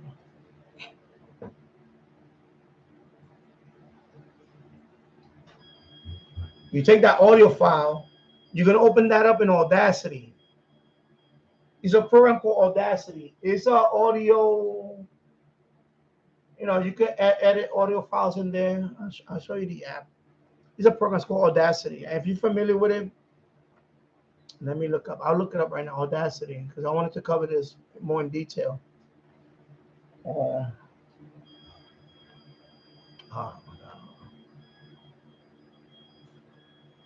Audacity right here. Okay, Audacity.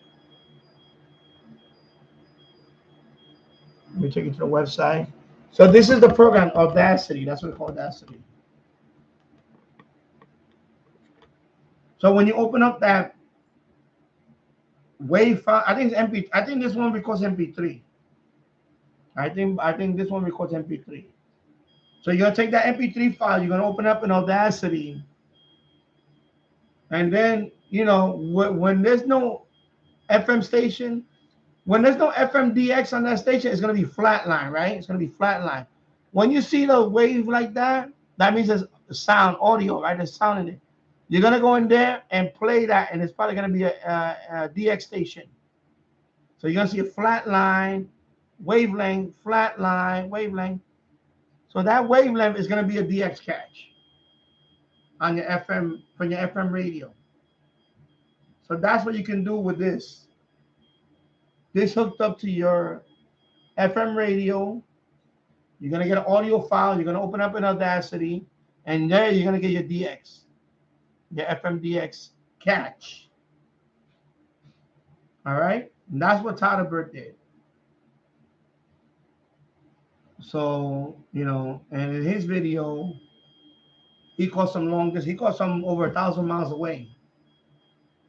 Cause he lives near Chicago. He caught stations all the way down to Florida, New Mexico, Arizona. He did all that. So, but this is the program you're gonna open the audio file in, and then you're gonna anytime you see activity wavelength, you're gonna click on that and you're gonna play what is there, and that's where you know.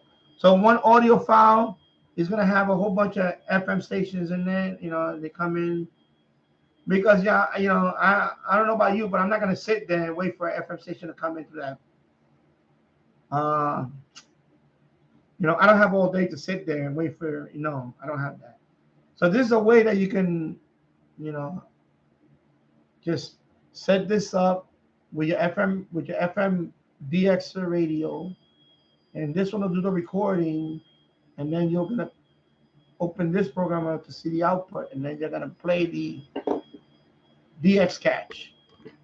That's one way of doing it. And then of course the other way was the SDR, which that's the way I'm gonna do it too. I'm gonna do SDR method too. And there was a guy that was here last week, Keith. I remember it was a Keith, and he brought up a whole bunch of great points. So yeah. So he says you can actually go, well, you can record more. But I said it was only 2 megahertz. He said you can go up to, depending on the SDR you have. You know, some of them can go up to 10, some of them go up to 8. I know he mentioned the ELAD. I don't have an ELAD, so I'm gonna be using this one to do the FM recording because this has SDR Uno. So SDR Uno, I know how to use the record feature. It's pretty simple. I like that one. Of course, the AirSpy. I have the HF Plus.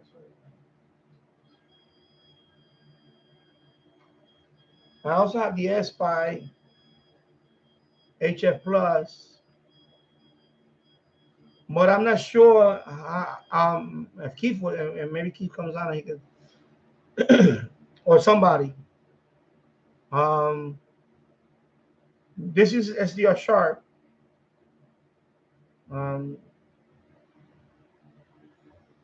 So I don't know how to use the recording feature on that. If they have one, I'm not sure if they even have a recording feature. I don't know. I know SDR radio. Is it SDR console? I can't call it SDR radio. That's the website. SDR console has a recording feature. I know that. I know. So you can use this with SDR console, but you know, since I have this one, for me it's easier. For me, I find it easier to use this one with SDR Uno. I could automate it. I could say start recording 2 minutes before the hour. Start recording 2 minutes before the top of the hour, and then until 2 or 3 minutes after the hour. So I can get the top of the hour, just record the top of the hour, so I can get the call sign and everything, you know, for the catch. This one I can do all that. This one I don't know. I don't know what recording software can go with this one. So anybody knows out there, just, you know, you can hit me in the comments, or if you're on now, you can tell me. I don't know what software I can use this one for recording. Okay, because again, this one has SDR Uno. Now, of course, they got SDR Connect, which I'm not using. I'm not gonna. That's beta version. I'm not gonna even use that for now. And I hope they don't abandon SDR Uno. But I like the record feature on SDR Uno. Okay, and he mentioned he had an ELAD. I know ELAD has their own SDR software for it, and it has a record feature in there, which is nice. I know Perseus has their own SDR software with recording feature. but I'm not familiar with this one in terms of recording. It is a great SDR, but I want to be able to record automated. That's the key. It has to be automated. I don't want to be around when it records. I want to set it up. I want to set it and forget it. So for me, the best option for me is this one. To set it and forget it. Recording. Okay? Because I do that with medium wave. Sometimes I'll leave this up overnight and say, okay, record, like I said, top of the hour to whatever. I use this one. And of course, on medium wave, I can do the whole band on this one. But on FM, I have to figure it out how can I do, because FM, I think I don't think you can do the whole FM band. I don't think so.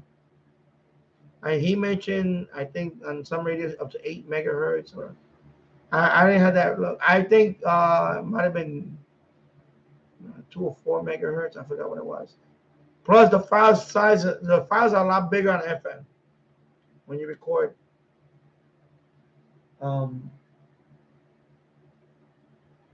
SDR, because those are going to be bigger files than medium wave, because the bit rate is a lot higher on FM.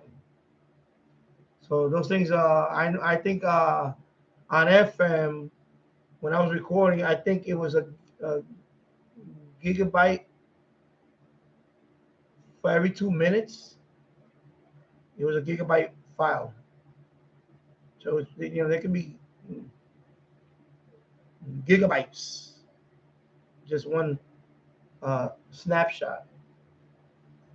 On AM, a medium wave is not that big. It's less than a gigabyte for the whole, pretty much the whole band. In a few minutes, less than a gigabyte. But on FM, the file size gets big fast. So I wanted to talk about that because I want to automate a way to do FMDX, and I know Keegan is not here and TV Radio Intelligence is not in right now. And they have other methods. They use the they have their radio, and because medium wave is pretty straightforward, but FM is some people use websites to see where the patterns are at, and I'm trying to do it more. I don't want to rely on websites in a way. I signed up for a couple of them. One of them, for some reason, it's just too much of a hassle. So my thing with these websites is, it's like a forum type website. They want you to register, but then when you register, you have to wait for them to approve you, and then he's taking a few times to approve. I don't have time for that. I'm sorry. So forget it. And plus, I don't need them. I really don't need them. I figured the methods that I showed you, like that Tadabert showed you, I think on the radio side, I would do the recording method. The other thing with that is, of course, some people want the RDS too. I'm not gonna sit there with a camera waiting for the sky to open up or whatever you want to call it. I'm not doing that. More power to you. It's a nice video. You can do that. Me, the views are not worth it. I'd rather automate it. To me, honestly, I'm gonna tell you. When I make videos, like in my case, when I make reception videos, it don't take much to make the reception video, but you get the views with it. You don't get a lot of views. I'd rather show somebody how to do it, and then I'll show some examples, and then that's it. And I'll show some. I think I'll get more views doing that than So, a lot of people do FMDX, and it's great. Yeah, I had done a couple of it, but I want to do more. But I want to do automated. That's the way I want to do it. I don't want to sit there and go on a website and I don't have time for that. That's my thing. My thing with me is time. I don't have the time to sit there, and just like when I first started, before I even bought this SDR, Before I bought this SDR, I'll give you an example. Before I bought this SDR, when I would do medium wave DX, I actually had to have my radio. I'm in the boiler room. I'm up all night. This is the beauty about this radio. I don't have to be up all night. I can automate it now. I can automate it. You know, is it on a radio where you're gonna get the RDS like FM and all that? No, it's an SDR. You're gonna get on you're letting the computer automate everything for you. I like that option better. I don't want to sit there and I'm at that point where I don't enjoy the hobby like that. So I'd rather have it automated. And at first I enjoyed it, staying up and tuning and okay, let me get this one, let me get this, and get the video for it. But in terms, and I'm telling you as a YouTuber, the return on the views is not that good on those type of videos. It's just as good if I would have done it with SDR. So that's why, I have to learn how to manage my time more. So I like this method better. And I'm going to try with the radio, with the method of recording it. And I may even do it, I may set it up tonight.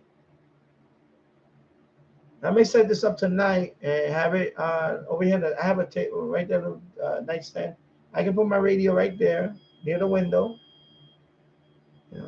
Telescoping whip, and see if I get an FM catch. And then I'm gonna try it.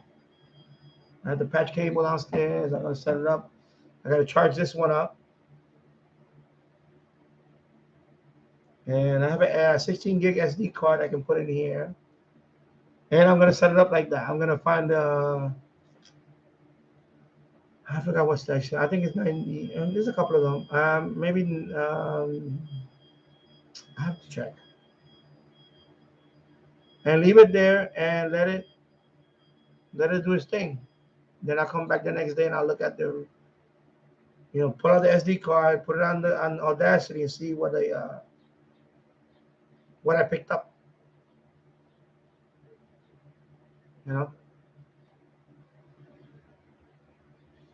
Yeah. So Paul, BT Radio, I'm not seeing anything stateside station, only South America. Yeah. I see him working a few stateside.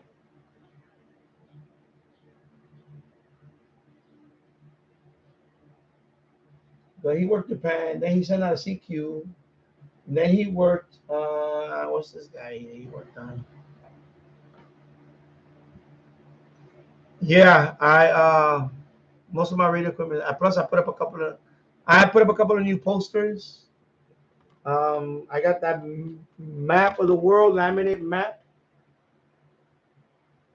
I just got that. Excuse me, sorry. Map. I'm gonna stand up. Let me just stand up.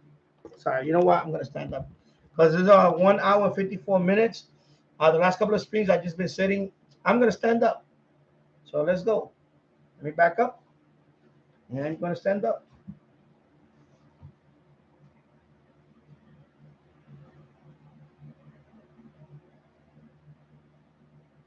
So, Fleshy Spot, thank you for the standing guest sponsor. Yeah, I can stand up right now, see? So let me stand up for the remaining of the stream. Need to stretch anyway. I don't want to sit too long. So yeah, I got more videos up here. I also got my posters because this wall was looking kind of dull, empty walls. So I laminated my French radio, the French moment. That's it's in memory of Jean Gallia, memory of him. When I bought that radio a few years ago, I bought the Sony ICF 5900W, and there was another multi-band radio that I bought. I think it was a Rhapsody radio. So I want to hang that there in memory of him. And then I bought this the other day, Amazon, a world map, laminated. It also came with a USA map, but the USA map, I want my son to have that one. And of course, I like military aircraft and all that, so I bought that. Modern warplanes. So I put it up there. So I'm getting my shack slowly. So modern warplanes, there you go. So let's see. Because I'm an aviation nut. So you see there. Some of the modern. Well, some of them are not so modern. The F4 Phantom there. It's not that modern. But that one goes back to the Vietnam War. The F4 Phantom. But there you go. And then I'm gonna put something over here soon, a poster. But yeah, I brought up more radios. Of course, I got my rigs now over here, my transceiver and all that, and down there. I still got to hook up my scanners and all that. So I don't know. I'm looking for some kind of shelving to put here. Sorry, I'm moving the camera too much. I'm just trying to show you. So I'm not finally set up yet in terms of my scanner. I need to hook up my scanners. So I may replace this unit with a wider unit because I don't have room to put my scanners. And I don't want to have them all the way down there. I want to have them up here. And my scanner radio and my, people call them police scanners, scanner radio. I have 2 scanner radios. I have a CB radio that I want to hook up. But I want to hook it up where I could put the microphone and I want to hang the microphone on it. So that's why I don't know if I'm thinking about building a wooden shelving unit here. Just build one. And that will take care of that. But I need to get the wood for that. I don't have the plywood for that right now. And I can build it here maybe. Of course, when I build, I'm gonna have to stain it, sand it down. That's gonna take work. So that's gonna be a while before I do it. So I don't know yet. I'm looking for options. That way I can, and that's it. Then I'm all set up. So most of my radios are up here. Now, I have only a few that are in the basement. I have a stereo receiver. I have a bunch of receivers. Regular, audio, stereo equipment. Turntable, tape decks, that type of stuff. Well, my list, shortwave stuff, everything is all up here now, pretty much. So there you go, Dwayne Trivet, and thank you. Yeah, I got more radio. Yeah, because I just put this one up, this shelf. The plastic one is over there now.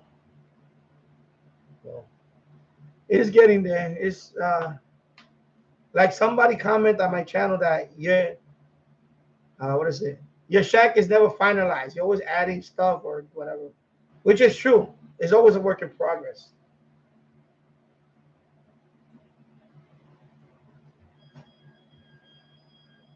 So it is always a work in progress.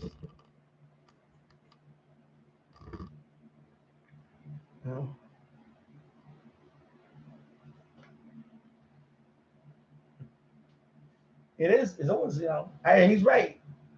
Like when he commented on my pass through, when I said it was a final setup, he said, it's never going to be a final setup. You're always going to add something to it or whatever, which is true. Your shack is never finalized. It's never ending. Which is he's right. I was like, yeah, you know what? He makes a point. So that's what I think I'm gonna do it tonight. I'm gonna set this up. I'm gonna charge this thing up. I'm gonna set it up over there. And then I'm gonna leave it and see if I can pick up something on FM. I know people want to use websites and all that, and I'll look into that. The website that I subscribe to It was a German website, and the guy was just being ridiculous with the, you know. I tried to log in, and then let me. I said, you know what? I'm not dealing with this. Sorry, you lost me. You can't make it user friendly. I don't go to a website if it's not user friendly to the point where, you know, I think you had to confirm something, and they gave you a captcha. Everything you had to do was almost captcha. I was like, okay, I'm not doing captchas for every little thing. It's ridiculous. Sorry. You want me to be on your, if you want to member to your website, fine, but don't. I understand why they do that because of spam bots. You know, like I have a blog. Um, I have blogs. Nobody can comment on my blog. All my comments are shut off because I had comments open and I would get spam bots. So now on my blog, I just post and that's it. There's no, you can't comment on my post. No, you can just watch my posts, read them, and I think you can like them. And you can also follow my blog. That's it. But you cannot comment. I shut off comments. I don't want to deal with spam bots. So no spam bots. No more. I'm done. Plus, I don't get much comments anyway. When I did have the comments, so I didn't get many comments. So to me, it was a headache. I didn't want to deal with swatting down spammers for a blog that doesn't get views, doesn't get like hits. If I was getting like 10,000 hits a day on a blog or more, I can see myself but getting less than 100 hits a month. Nah, I'm not gonna bother with that. So, see, like over here in YouTube, right? The comments are pretty. YouTube has all these what do you say? Countermeasures, so you don't get hit with spam bots. They really cleaned it up a lot more. Before, on my crypto channel, it was like that. On my crypto channel, I'll get spam bots sometimes, like a spam, and I usually block them, and that's it. But I have to go there once in a while and see how many, and then I block them. But on my radio channel, it's not a problem. But so that guy's website was like that. It's like too many captcha stuff.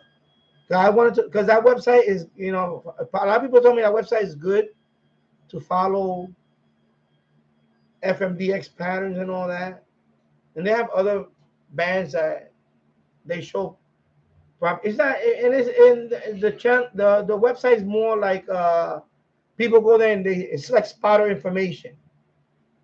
People post stuff there. Oh, I caught this station on this frequency. So I guess the website develops a pattern and say, okay, for the Northeast, you can be on, the 6 meter band is open for this particular region right now. So, things like that. Problem is with me, I don't really care about those bands too much anyway, and I'm not going to waste my time looking at those websites. It's just me. I know some people really are into that. All those other bands, I'm not into those bands. So I don't want to make an account there so I can, That's the way I feel about FMDXing. FMDXing is one of those, it's a good hobby. And like a guy mentioned, is it luck? No, it's not. It's not only luck. There is some science to it. Some people use sites like that. I'm not gonna sign up for all these sites that do. I'm not gonna do it. I don't even subscribe to many groups. On Facebook, I have a handful of groups that I subscribe to. Right here, 2 handfuls. That's it. I'm not gonna subscribe to every group that. No, I don't have time. I don't have time. That's my thing. My thing is time is a commodity.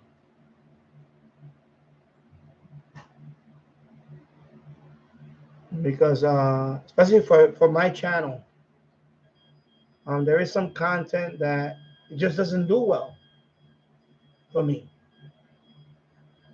And FMDXing is one of them. I have one, but I seen other channels that have. I seen other channels that have a lot of. It's just that. It's just whatever reason it is.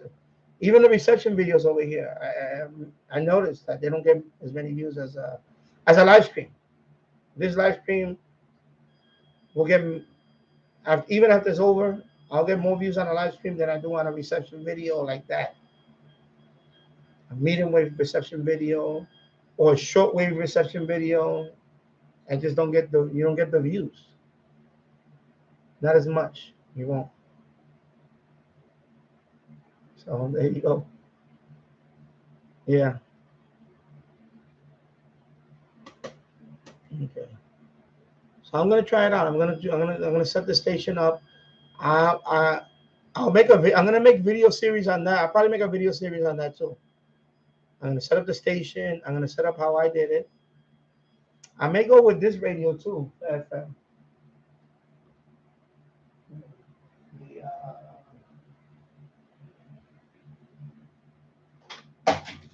Those are remote. Because this radio is pretty good. I know Keegan for FM. So I may set up this radio instead of the Sangian. The Sangian. Where's the Sangian?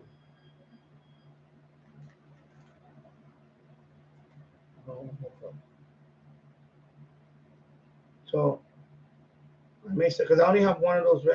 Maybe if I get a second radio that can record. But I'm gonna set up this one. I think I'm gonna go with this one for that video. I'm gonna set up the. Yeah, see, this one has line out, which is better.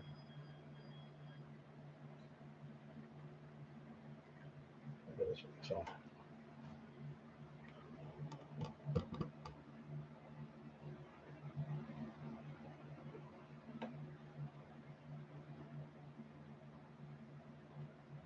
Well, excuse me, I hit my microphone. So this one has line out, so I could use line out, right?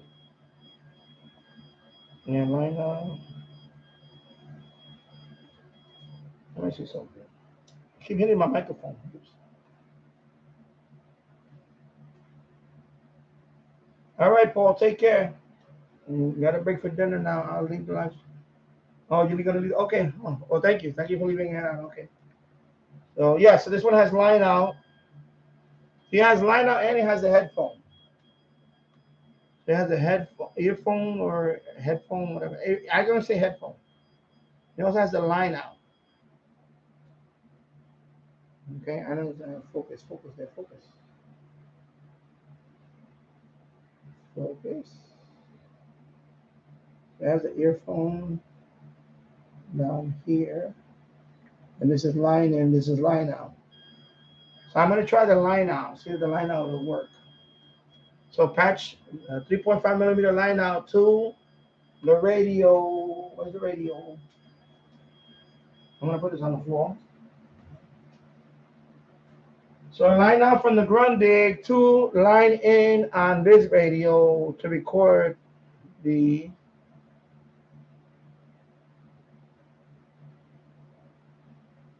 okay. I know. There you go. Line out from the Grundig to line into this radio, and then I'm gonna try that method and see. And then I want to do video series on that, and that should take care of that. And let's see, because I know we're in August now, but I believe I can still. I want to try it. I want to put it on that window right there, right next to the window. Because I tried it a couple of years ago. I had it on this side station, but of course there's no window on this side. So that's probably why I didn't get anything. Back then, I was just, when I tried it on that side, right next to the window, and I have the telescoping went there, and I can also try a receiver, but until I hook up my outdoor antenna, I know Keegan uses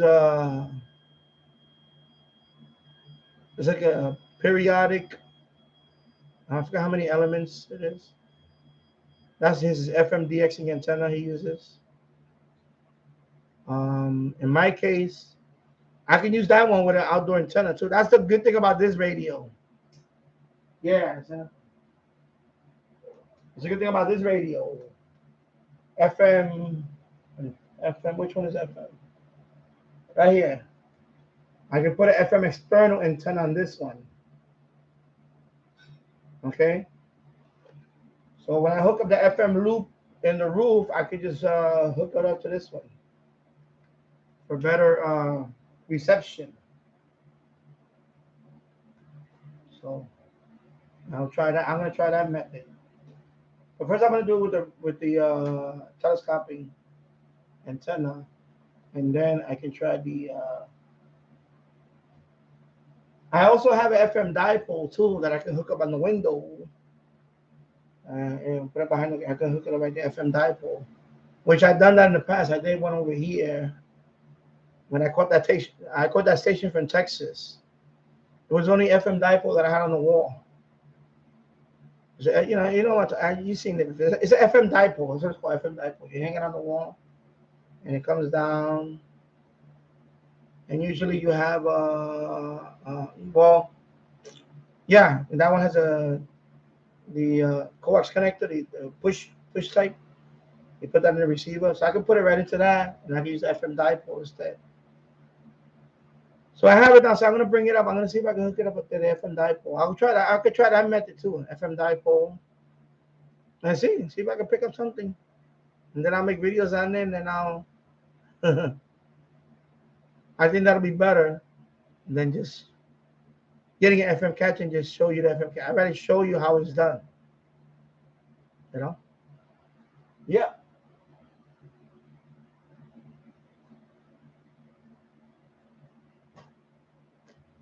So right now I have 2 hours and 12 minutes in the books.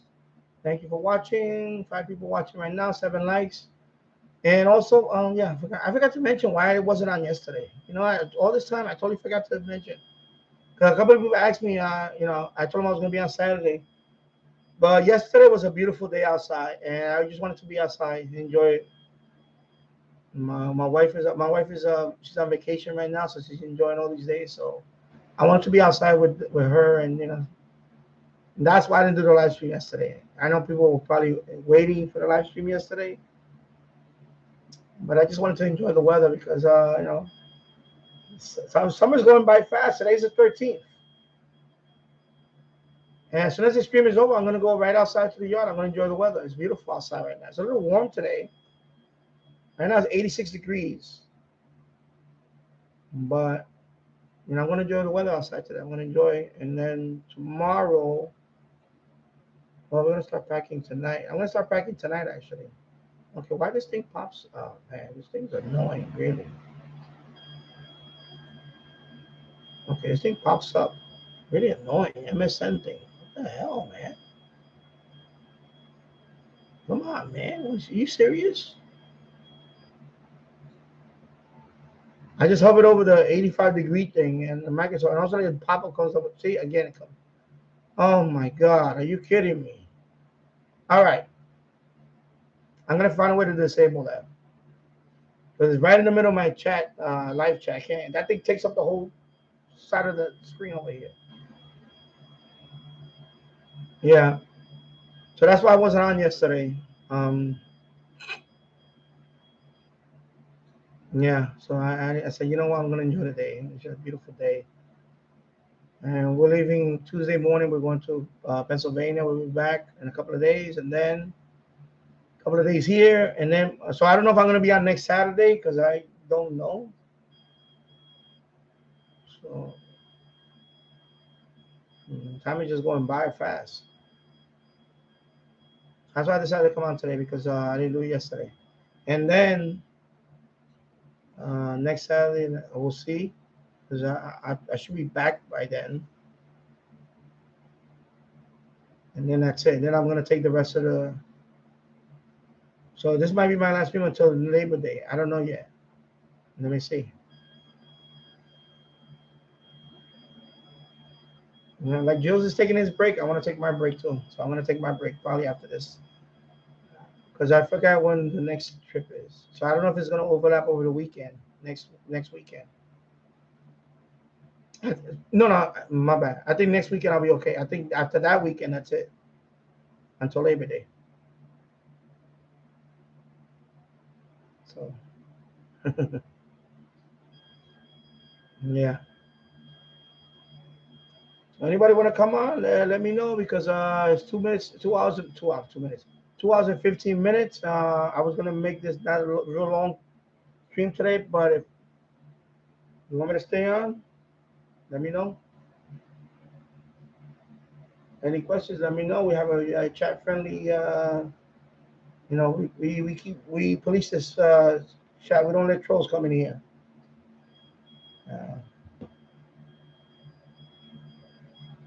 we take trolls, we squish them. So we don't deal with trolling in here. And I know the other kid wanted to see me, but I told him that I was going to be on today. So because he was looking for me yesterday. The YouTube uploader, that's his name. Let me see. Let me check my comment. So the YouTube uploader, he's always asking me when I'm live. So I told him that I was going to be on today, if not tomorrow, but I decided to be on today. So let me see his comments. The YouTube uploader.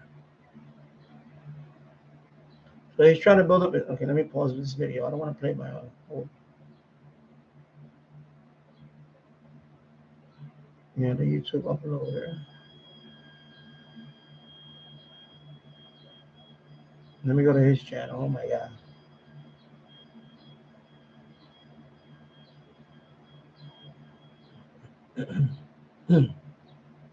So he has 108 subscribers. Okay. Okay, radio scans and instrumentals. Okay. So he wanted to come on the live stream today. So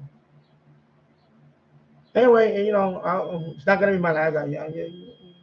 You'll run into him. So that's his channel.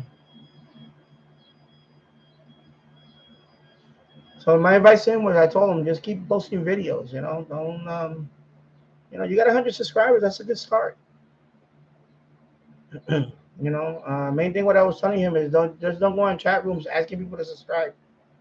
If you post stuff regularly, people are gonna notice, and if they like and I tell people all the time, not everybody's gonna like everything you post.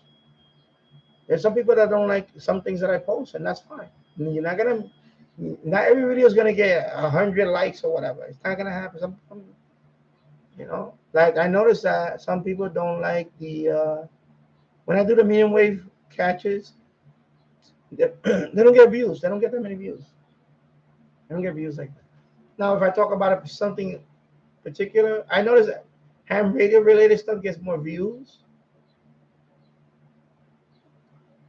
than medium wave listening stuff, which makes sense. Ham radio hobbies. Ham radio is a lot bigger than medium wave topic. So you're gonna get more of those. The pass-through videos, so far as 3 of them, they're doing good. The last one is about to hit 1,000 views, and it's about a week old. I didn't think they were gonna do that well, but that's good to know. So I need to cover more ham radio related topic, and I'm good. Of course, I'm gonna be doing that as I learn too. I'm new to that. I'm new to amateur radio. Like I said, my anniversary is coming up for my technician license. So I noticed that the ham radio related content gets more views. So so it's telling me if you do more ham radio stuff, you're gonna get more views, as opposed to talk about FMDXing. I'm gonna cover the topic anyway. I want to make the video on that, and then, but I know I see the numbers. I can see the numbers. I see that on my channel, my last 3 videos was the pass through, and I see it. 821 2 weeks ago, 357, and then 6 days ago 964 for the. So combined, those videos, the 3 videos, 2,000 views in 2 weeks. That's not bad. That's not for very low production video, nothing super technical about it.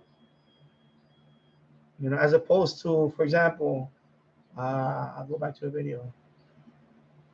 AMDX video that I made of with the D109 over a month ago, it only got 90 views. But that goes to show you. That's why I'm trying to tell this kid that when you make videos, look at the videos that get you more engagement, more comments,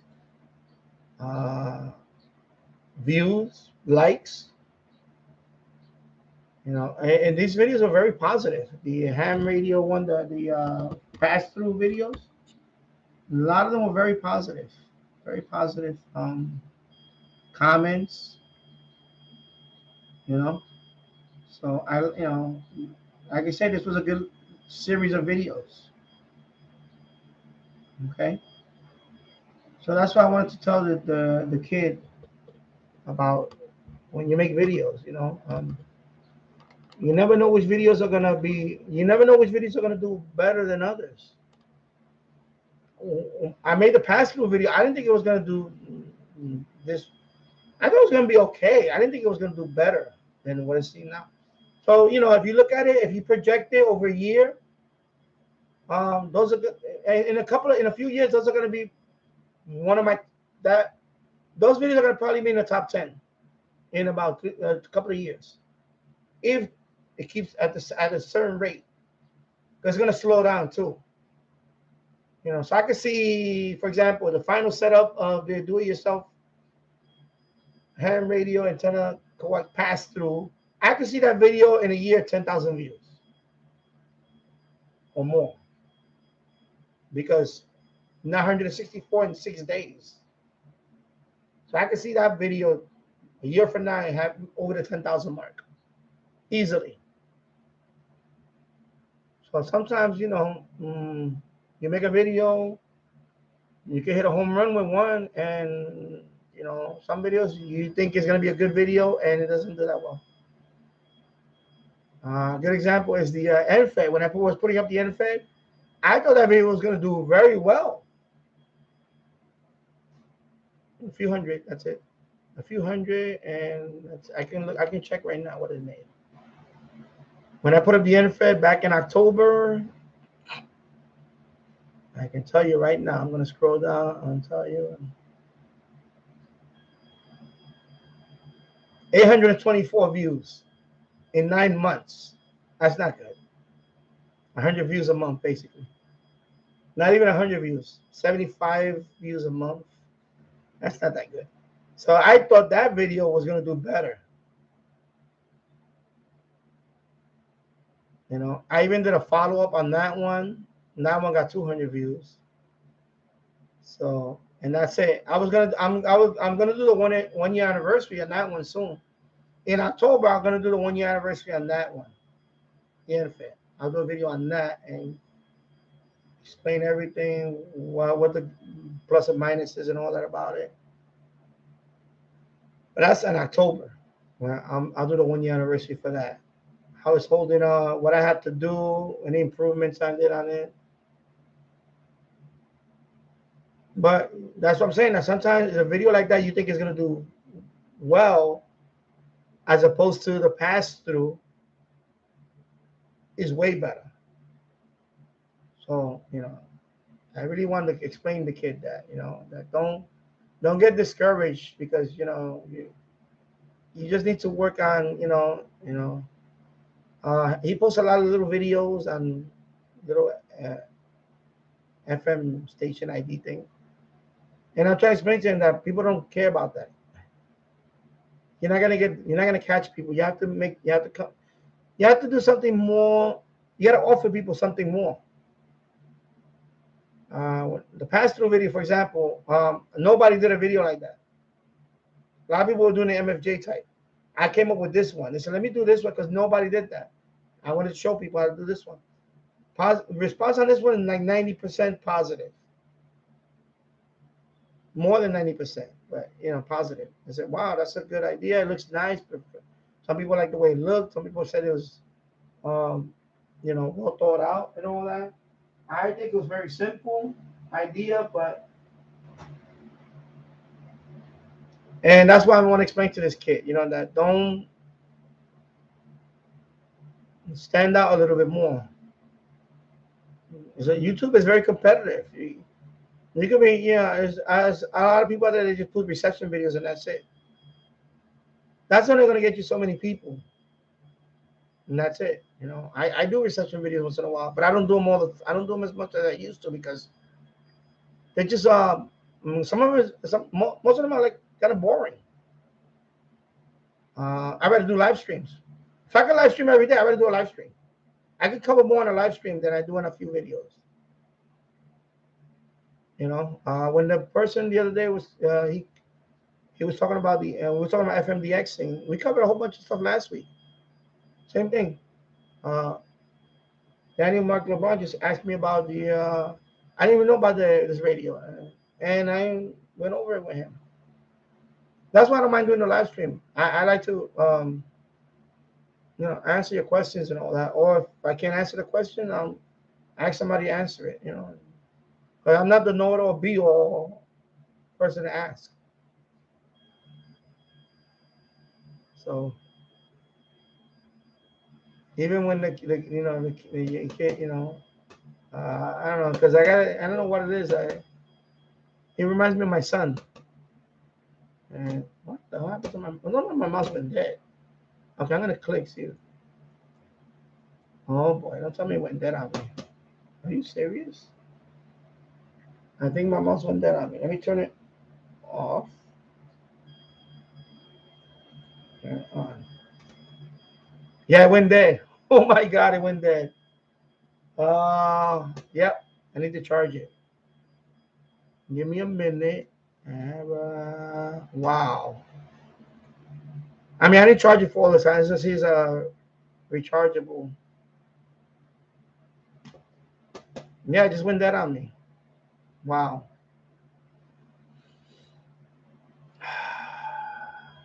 Gremlins. No, it's my fault. It went dead because I didn't charge it. Let me see. Yes. Oh my god. Off. Yeah, I'll be right back. I'm gonna get just a regular wire mouse. I have one downstairs. I'm gonna be right back because I need it. I don't have one up here.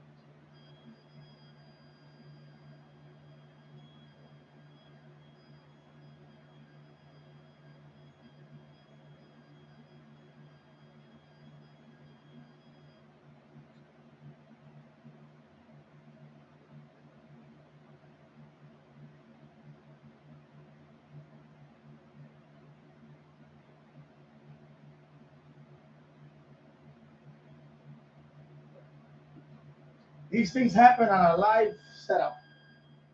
All right. Here we go. Mouse. That means my keyboard's gonna die out soon. I don't need a keyboard. I just need the mouse to end the stream and all that other stuff. So let me plug it in here. There you go. So in this one, I'm going to turn it off because it's just going to get in. I have to charge this one up. And yeah, here we go. See? Well, you can't see it, but yeah, it's back. All right.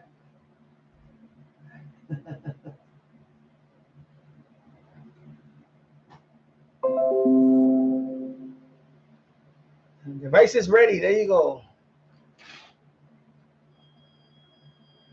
Oh, excuse me. Oh my God. Come on. There you go. A good old-fashioned Microsoft mouse. Old school mouse. That'll do the job. I keep a couple of them. I have a couple of these. They always come in handy. Microsoft mouse. I'm thinking I might just do the setup like that because I'm trying out this wireless mouse and keyboard, but this one you have to charge it. It looks nice and everything, you know, but I can't have stuff like this happen. It's just and then the keyboard is a small keyboard, very small. It lights up, you know. See, it lights up. But I may go back with the old school wire because I'm not feeling it. It's like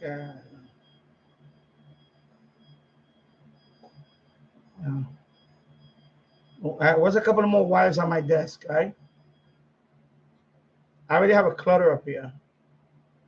If you look at my desk, it's clutter. Look, it's clutter. See all the clutter that I have? Clutter. See all that clutter?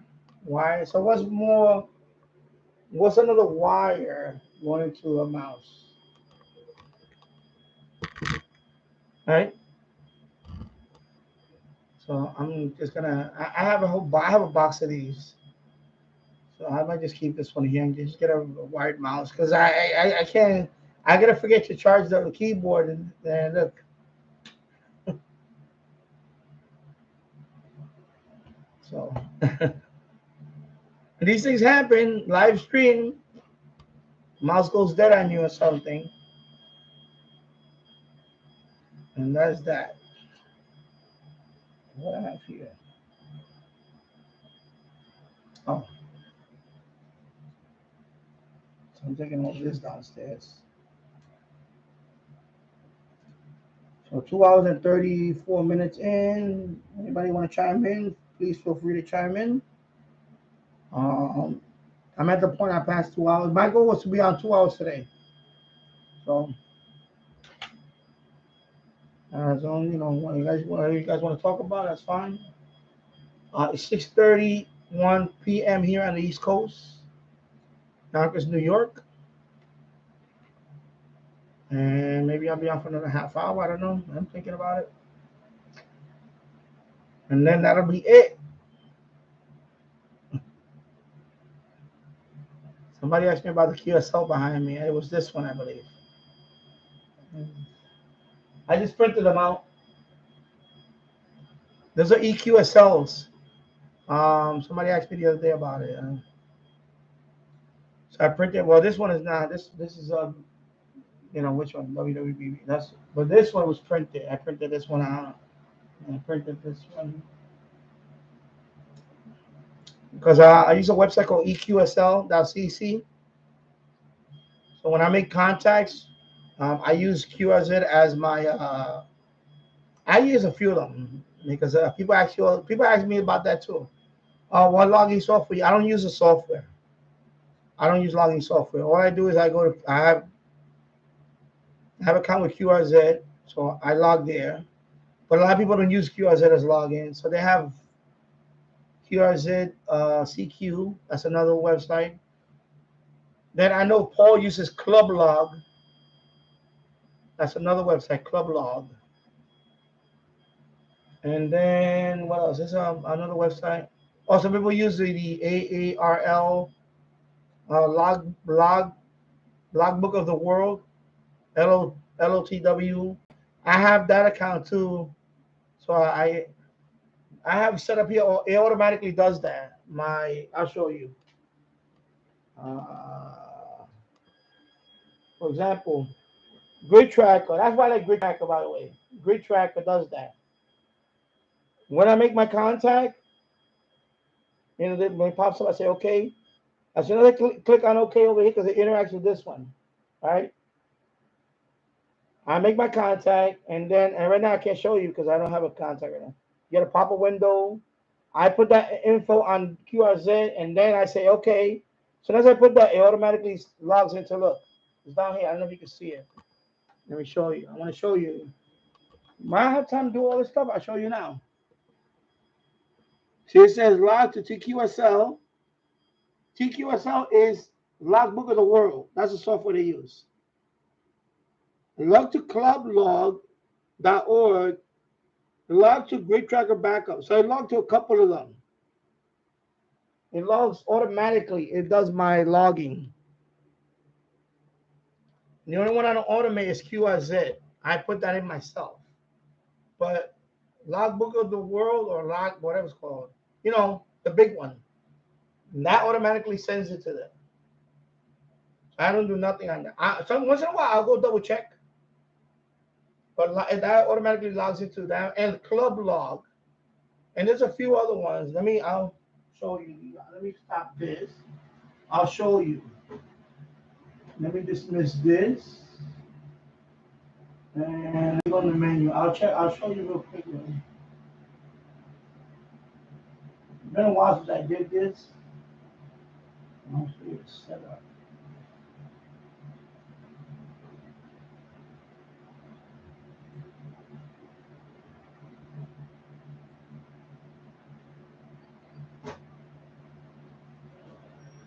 I'm going to show you. You're not going to be able to see the password. And I know people say, "Oh, I know your login." Okay, Master Hacker, you're not going to do anything, but I'll show you. When you set up your grid tracker, right? Your grid tracker. When you get to settings, under settings, logging. You see logging? These are all the websites. I'm going on this side. I don't want to show everything. Come on, focus, bro. Let me put it right there. Oh no, my head is shaking too much. Anyway, you see? So these are all your loggers. So of course, you put the API key or username, password. Like QRZ doesn't work. You see? I'm just showing you. I'm not going to focus on it too much because it's, my hand's shaking. Anyway, that's where you put all your logging websites. Like some people have HRD. What is it? Excuse me, not HRD. Yeah. Hamradio Deluxe Logbook. That's a software. I think that one's software. Anyway, so for example, it has PSK Reporter, QRZ.com. That one is an API key, but that one doesn't work. It's not working for me. I think that one you need. Oh, that one you need to be a premium member or something, which I'm not. SDRlog.net. I don't have an account there, but if you did, you put it in there. So that will automatically log you to that one. So when you make a contact and you say, okay, it goes to all those. It doesn't for you automatically. That's the good thing about Grid Tracker. It automates your logs, your logging.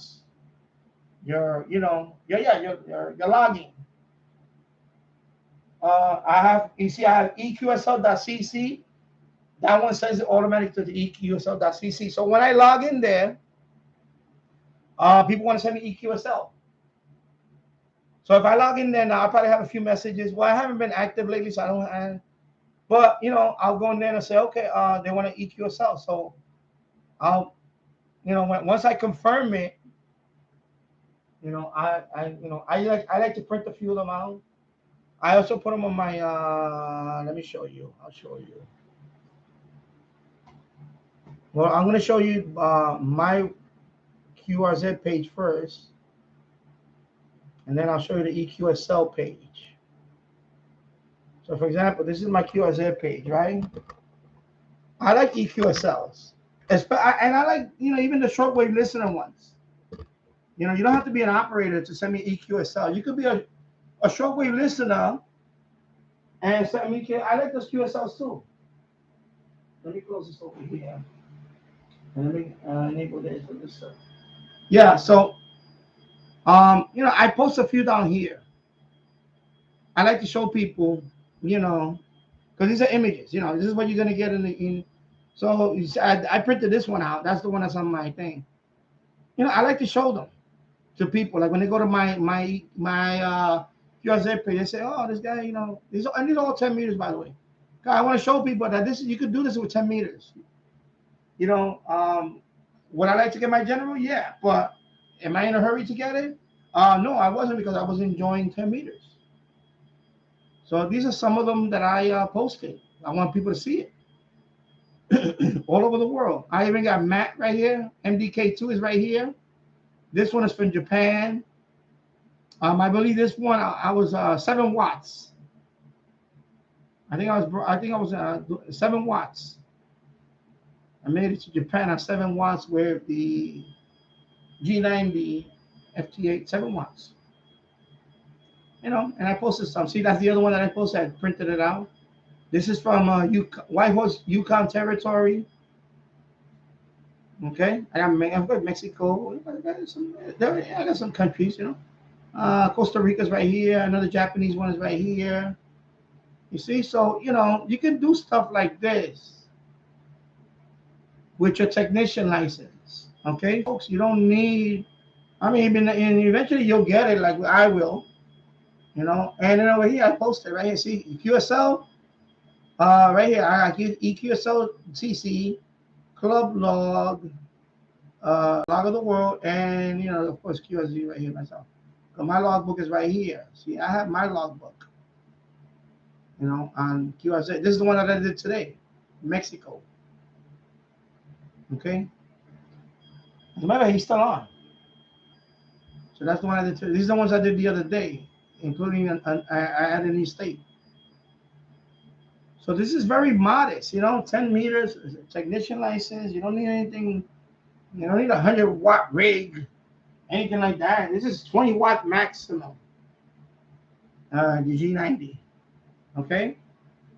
And then, let me put I'm going to put the EQSL, because that's the fun part, the QSL parts too. So I'm going to show you the EQSL website.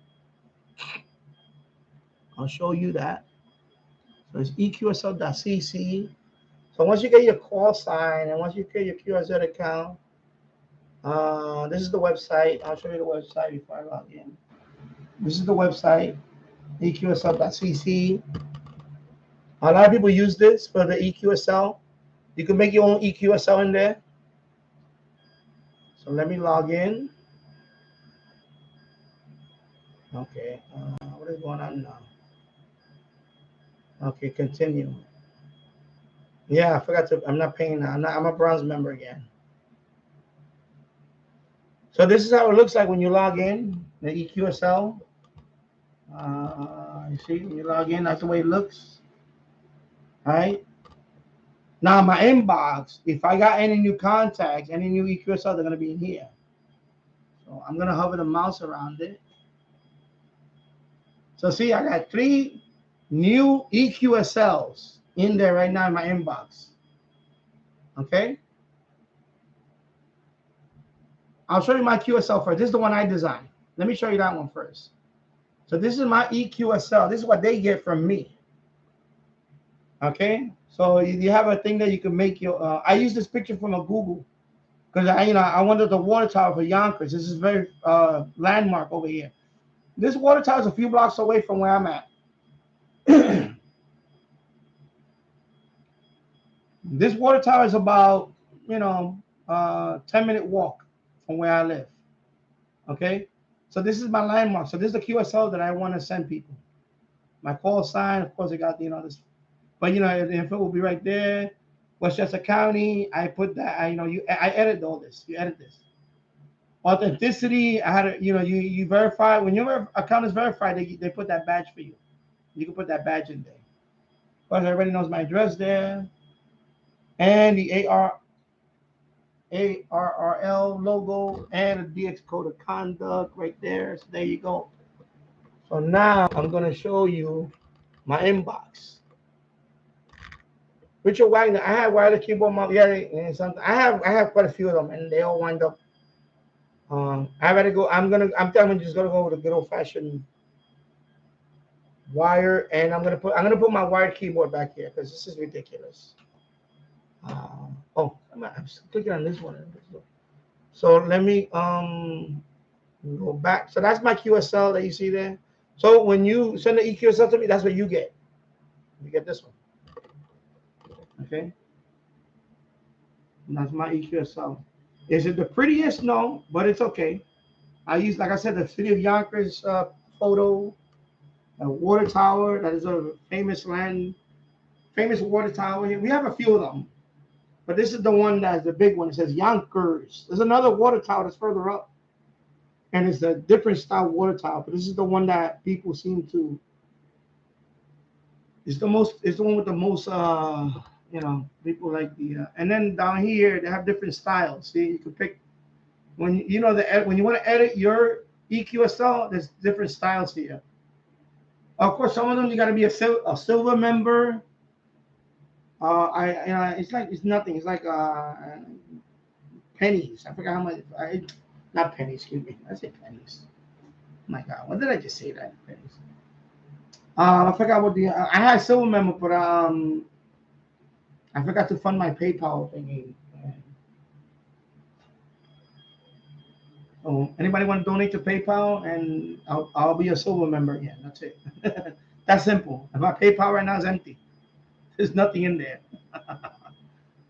Anyway, I'll show you that. So let's go back over here. So also awards. Awards are right here. I got awards so far. But see, they keep track of all this stuff.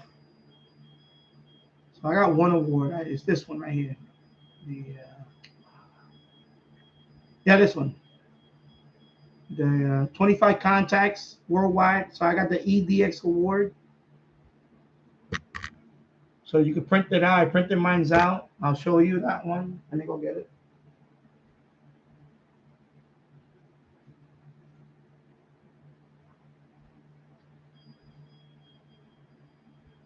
So you earn awards too. So of course in my case, scroll up here. So I printed this one out. You see. So this one is for making 25 confirmed worldwide contacts. Remember, I'm a rookie, so don't say, "Oh, I got 1,000 contacts." I'm sorry, I'm a rookie. Okay, so excuse me.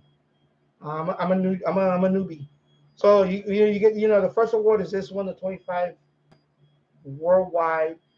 Okay, yeah, you can start collecting these. So I put mine laminated, of course. So So there's other ones. There's of course all tip. So this is why it appeals to people. People like it's like a badge. You earn all these little awards. So that's that one, the DX, the EDX. And they have more on this, more awards. There's a DX 100, EDX. So when I get 100 confirmed worldwide, then I'll get this one. Yeah, I only have 25. I still need 75. And it's mixed. They have different ones. They have FTA only. They have SSB. So this one is mixed endorsement. But this one's a more specific. They have the mixed one also. So right now I'm at 25. So I need 75 more for that one. You get the idea. This one is closed. This one, they have Europe. Right now I have 18 confirmed contacts in Europe. Mix. Okay. 16 on FTA. 2 of them are actually FT4. So that's another reason why they're not showing all of them. So they have like, they have like the E from, that's I guess French. Right now they have 1 confirmed. The E grid. So right now I have 101 grids. E Japan. So this is Japanese only. Right now I have 4. I need 6 more to get the so you get the idea. They all, different certificates.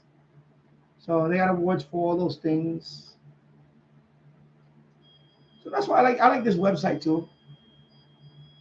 QRZ also has that, but if you want the certificate, you have to pay for it.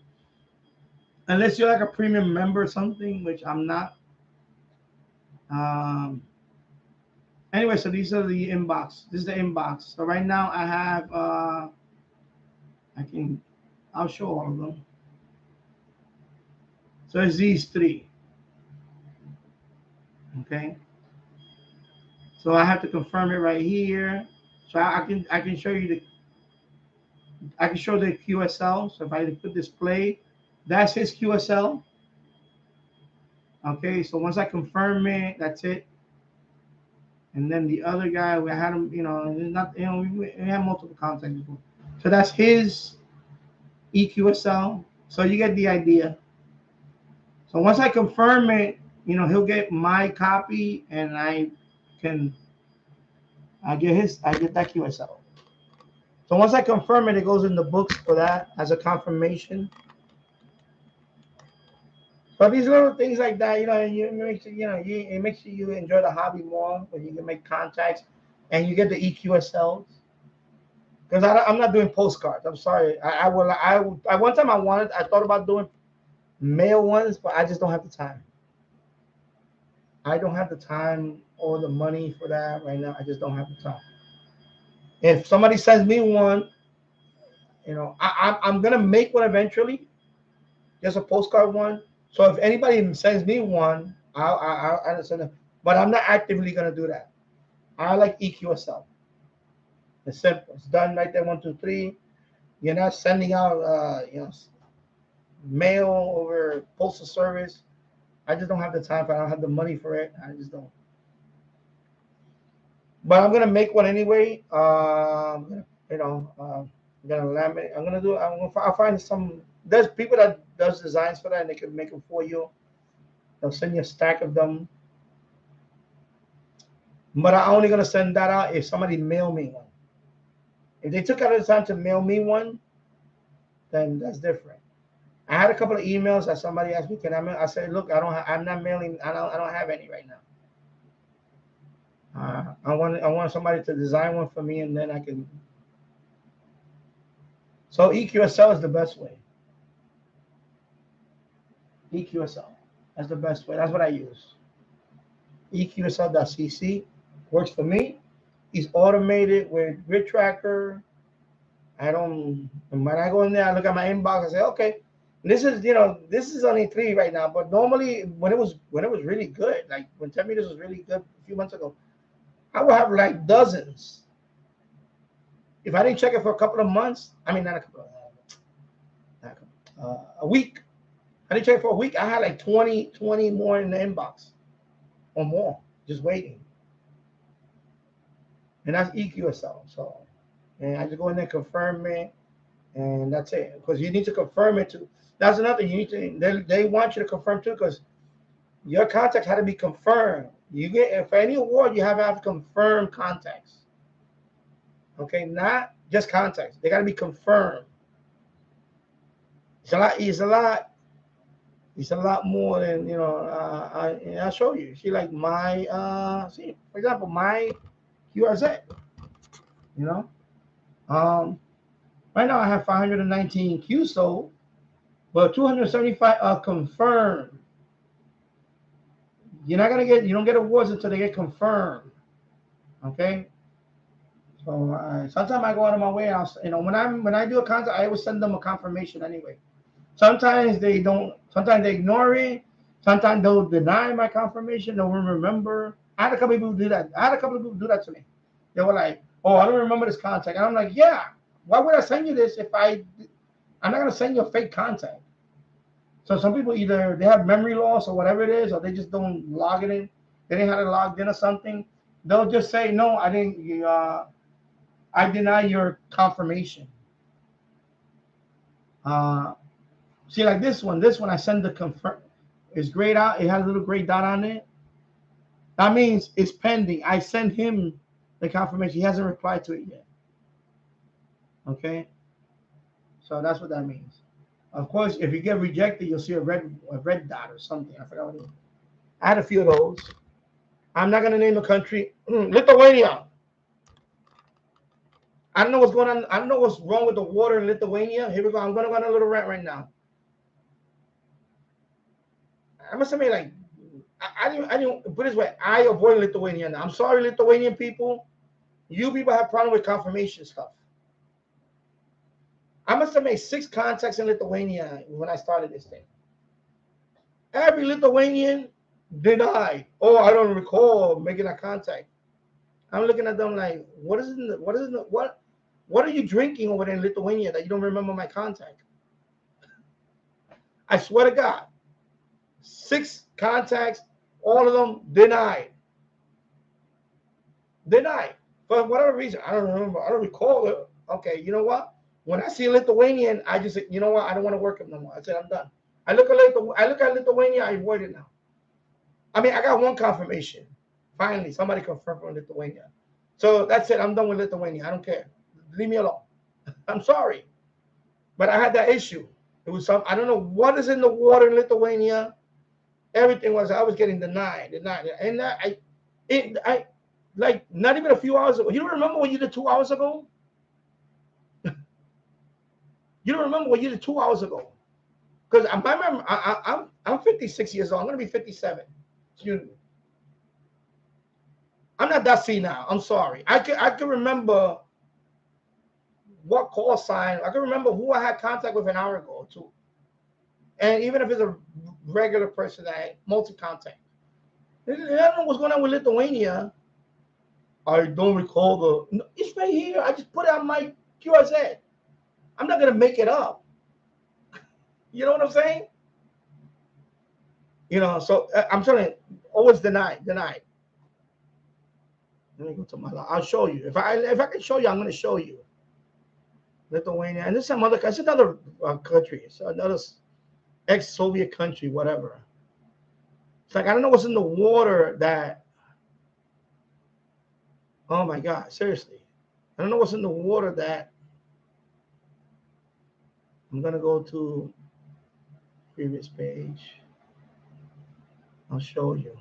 If I can show you, I'm gonna show you. Oh, another one is Poland. Oh, that's the other one, Poland. Oh my God, I'm sorry, Walt, but I seen Polish, a lot of Poland people, same thing. Yeah, Poland. Sometimes Americans too. I got a couple of Americans that did. Oh God, seriously, I'm looking at them right now. I'm just like, I don't know. Some people just are the worst loggers. They like, because I'm very thorough. I try to be very thorough. I don't get that many, so the ones I can get, I make sure that they're 1, 2, 3, 4. They have multiple sources. You can't tell me that it didn't happen. I'm telling you it happened. Why am I going to make that up? Another one, Northern Ireland. I'm not going to show them because I don't want to show their call sign and all that. Another Northern Ireland, so Lithuania. Here we go, Lithuania.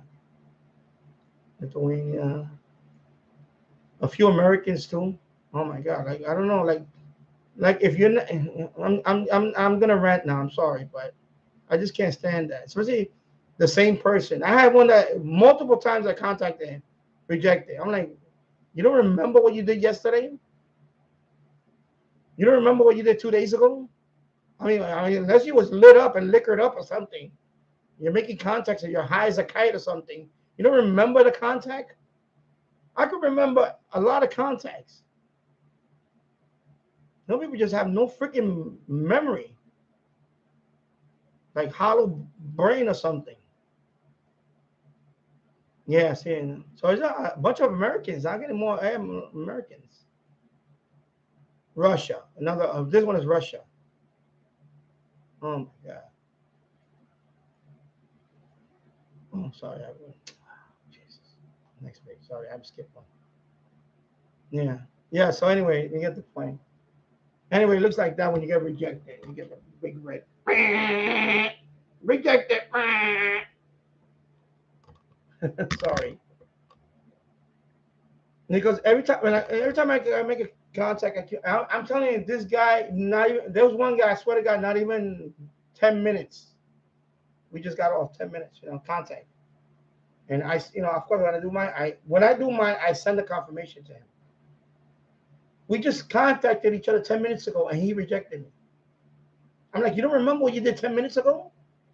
Are you serious? You run into that. I'm sorry, I'm gonna say, sometimes you run into shit like that in there. I just be like, what the hell is wrong with this guy? Like, you don't remember what you did 10 minutes ago? Like, we just made contact 10 minutes ago, and you're gonna fucking reject me already? What is wrong with this guy? Is he fucking high or something? Or drunk? Maybe that's what it is. I don't know. So yeah, so you get that type of shit too sometimes. So they go out number 3, PG rating out the window. Yeah, so that's what happened with that.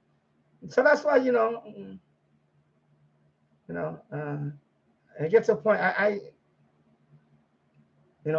So what I do now is before I even send them a confirmation, I go to their page, and I see that they don't have an active logbook. For example, I'll show you. Let me show you. This is what I do. That's my rule of thumb for this stuff, because I can't deal with the stupidness. People just, and some people are active, they just don't remember. They're like, oh, I don't remember. Cut on you 10 minutes ago. Yeah, you did snap ahead. Maybe you don't remember it, but I'm remembering it because I sent you the confirmation. Snap ahead. So see if you go to my page, right? For example. Nobody wants to talk about something. I'm going to cover what I'm going to cover now. You can leave if you want. See, my page is, I'm active. What I mean by that is I have an active logbook on QRZ. But if you go to some accounts, not dumb. If they're here, it's because they do the same thing. They have their same logbook. They use the same QRZ. But some accounts don't like to use the QRZ logbook. So when I go to their page, I don't know any right now off the top of my head. But, if you go to another page, for example, if you go to one of their pages and you click on logbook and there's nothing there, they're not using this. They're using some other logging software. That's what I'm trying to tell you. So you're not going to see this on a person that doesn't use it. So when I see that, I don't even send them confirmation because I know they're not going to read it. They're not going to be able to go look at it. If they're active on the QRZ, then I'll send them a confirmation. So if they're active on QRZ itself, and when I say I don't mean active, I mean if they're not using, if they're logging on QRZ, then I'll send them a confirmation. If they're not logging on QRZ, then I don't even bother sending them a confirmation because they're not going to read it. They're not going to, because they're not logging, they're not using QRZ. They're using another logging website or software. That's my point. So the ones that rejected me, they were using QRZ. They just didn't remember. For whatever reason, they don't remember. They didn't write it down, or they didn't, me, I'm very thorough. Like before I submit it to Grid Tracker, I'll go here first and manually put it in. And then once I log in here on QRZ, then I click on OK. The rest of it, because this is the only one that doesn't do automated for me. The other ones, automated. That's my point. So yeah, you're gonna run into snap aheads like this. This is why I know I'm gonna get people going to, well, that shouldn't deter you from doing voice. Yeah. This is why I don't want to do voice. I don't really care for it because I don't want to. Because some people, I hear you. I'm a listener. I hear people talk. Slow down. We're not in a rush. I'm not doing no contest nonsense. Slow down. Let me hear. I need to speak slowly where I can hear you. Because I hear something. Okay. This I'm not gonna ask this guy 3 or 4 times to slow down. I'm done. So that's why I'm at the point of you guys saying when you get older, my patience is less. I'm not gonna talk to somebody. No, slow down. Loud and clear. That's all. Because I don't want to have a conversation either. Just give me the, give me the signal. That's it. We're done. I just can't. I can't. So that's why. Like the other day, I was gonna, but the guys. Okay, forget it. I can't. Okay, I just don't have the patience for that anymore. So, and this is just digital. This is FTA, and people do dumb shit like this. With I could confirm. No, you just contacted me 10 minutes ago. Are you kidding me? You don't remember now? Seriously, 10 minutes. One guy, 10 minutes. Just 10 minutes already. I'm rejected. I'm like, oh my God. Like, wow. And if I remember correctly, it was 2 times in a row. I contacted, then he wanted to contact me again. After I say, okay, I'm done with you. Again. So it was 2 contacts. And then like 10 minutes later, so I said, okay, I'm gonna, whatever. And plus I didn't need that one. I don't need that one. But that's another thing. Even though I don't need it, I try to be courteous, acknowledge them sometimes. And I try to sometimes, especially but once or twice, that's it, I'm done. But then the ultimate insult is he's gonna deny me. Oh my God, that one drove me nuts. So you're gonna deal with knuckleheads like that. Deny. Oh my God. So now I have a rule of thumb. I go to the account. If I see them, I'll send one acknowledgement message. And if you deny me, that's it. They should put a feature where you just block these people. I swear to God. Yeah. Oh, you're talking about YouTube. Okay. Yeah, Sanjay Long. Yeah, I know. I decided to go an hour, another hour. So right now it's 3 hours and 8 minutes. And anyway, 7 o'clock already. So here in the East Coast, 7:05. So there you go. So that's my. It's a great hobby. I enjoy it. You're always gonna have knuckleheads in the hobby. That's just that. But people ask me all the time, do boys? I don't have the patience for that. Right? I really don't. If it's just digital, that I deal with stupidness. Just digital, I deal with stupidness. I see it. I see it sometimes. A couple of times, like.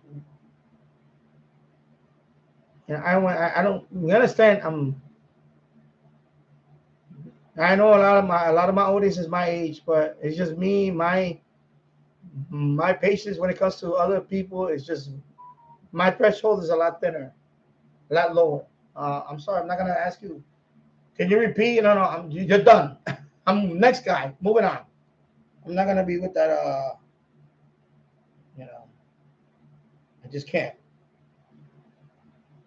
I just can't. I'm not going to. That's why it doesn't appeal to me. It really doesn't appeal to me.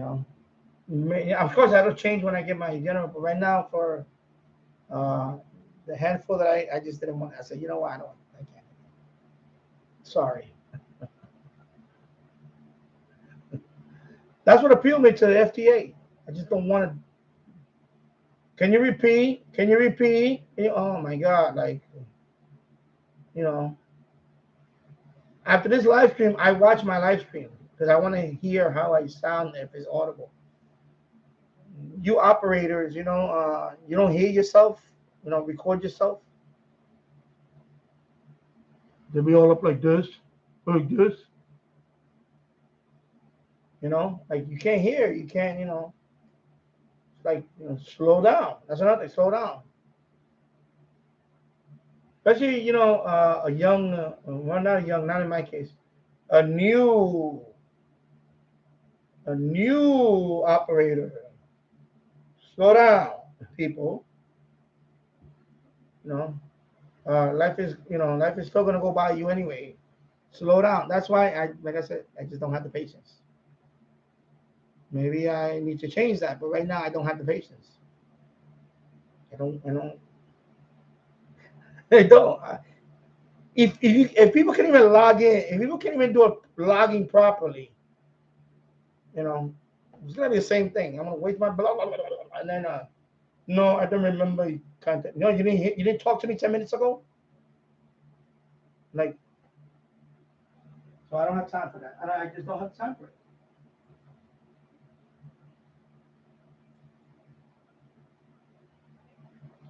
Yeah, I think I'm gonna wrap it up. Yeah, I'm gonna wrap it up. I see 4 people watching, and that's it. I did 3 hours. I'm 3 hours in the books today. That'll be it for me. I am gonna go eat some food and just relax. So there you go. I'm gonna shut this down right now, right here. I'm done with the FTA thing for today. I'm gonna shut that down. So let me stop this. Mammal. Of course, before you turn off the radio, you have to go to this step. Close this. Then you close FL rig.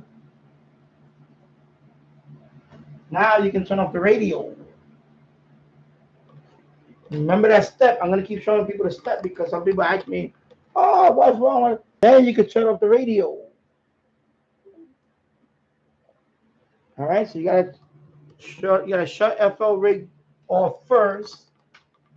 And then you shut the radio, because if you do the opposite, you're gonna reset the radio settings, and then you're gonna have to put all the settings back in. And it's quirky, I know it does. Then you turn off the power supply. There you go. So now I am good with that. You're welcome, Daniel Mark, and thank you for participating in the stream. I'm gonna shut off my. Now you can update. You know what? Let it update and do the restart. Yeah, restart and update. So I shut that down there. So I think I'm gonna call it a night because that's it for me. So thank you for watching. If you like this video live stream, smash that like button. If you haven't subscribed to my channel, please do. I'm gonna try to be on next Saturday. I'm going away on. I'm gonna pack up tonight and tomorrow. I'm gonna be gone Tuesday, Wednesday, and maybe back. I should be back Saturday, and then after that, I won't be on until after Labor Day. So take care, Bobby73. Take care, Sanjay. I'll see you downstairs in a couple of minutes. And Daniel Mark LeBlanc, thank you. Richard Wagner, thank you. VT Radio, Paul, thank you. Ronan Murphy, thank you. I'm gonna just shout out everybody out here today. Robert Varner, thank you. Andy Cowley, thank you very much for stopping by. And that's it. So thank you everybody for stopping by. And I'll see you on the next one. Take care. Have a great week. Bye-bye.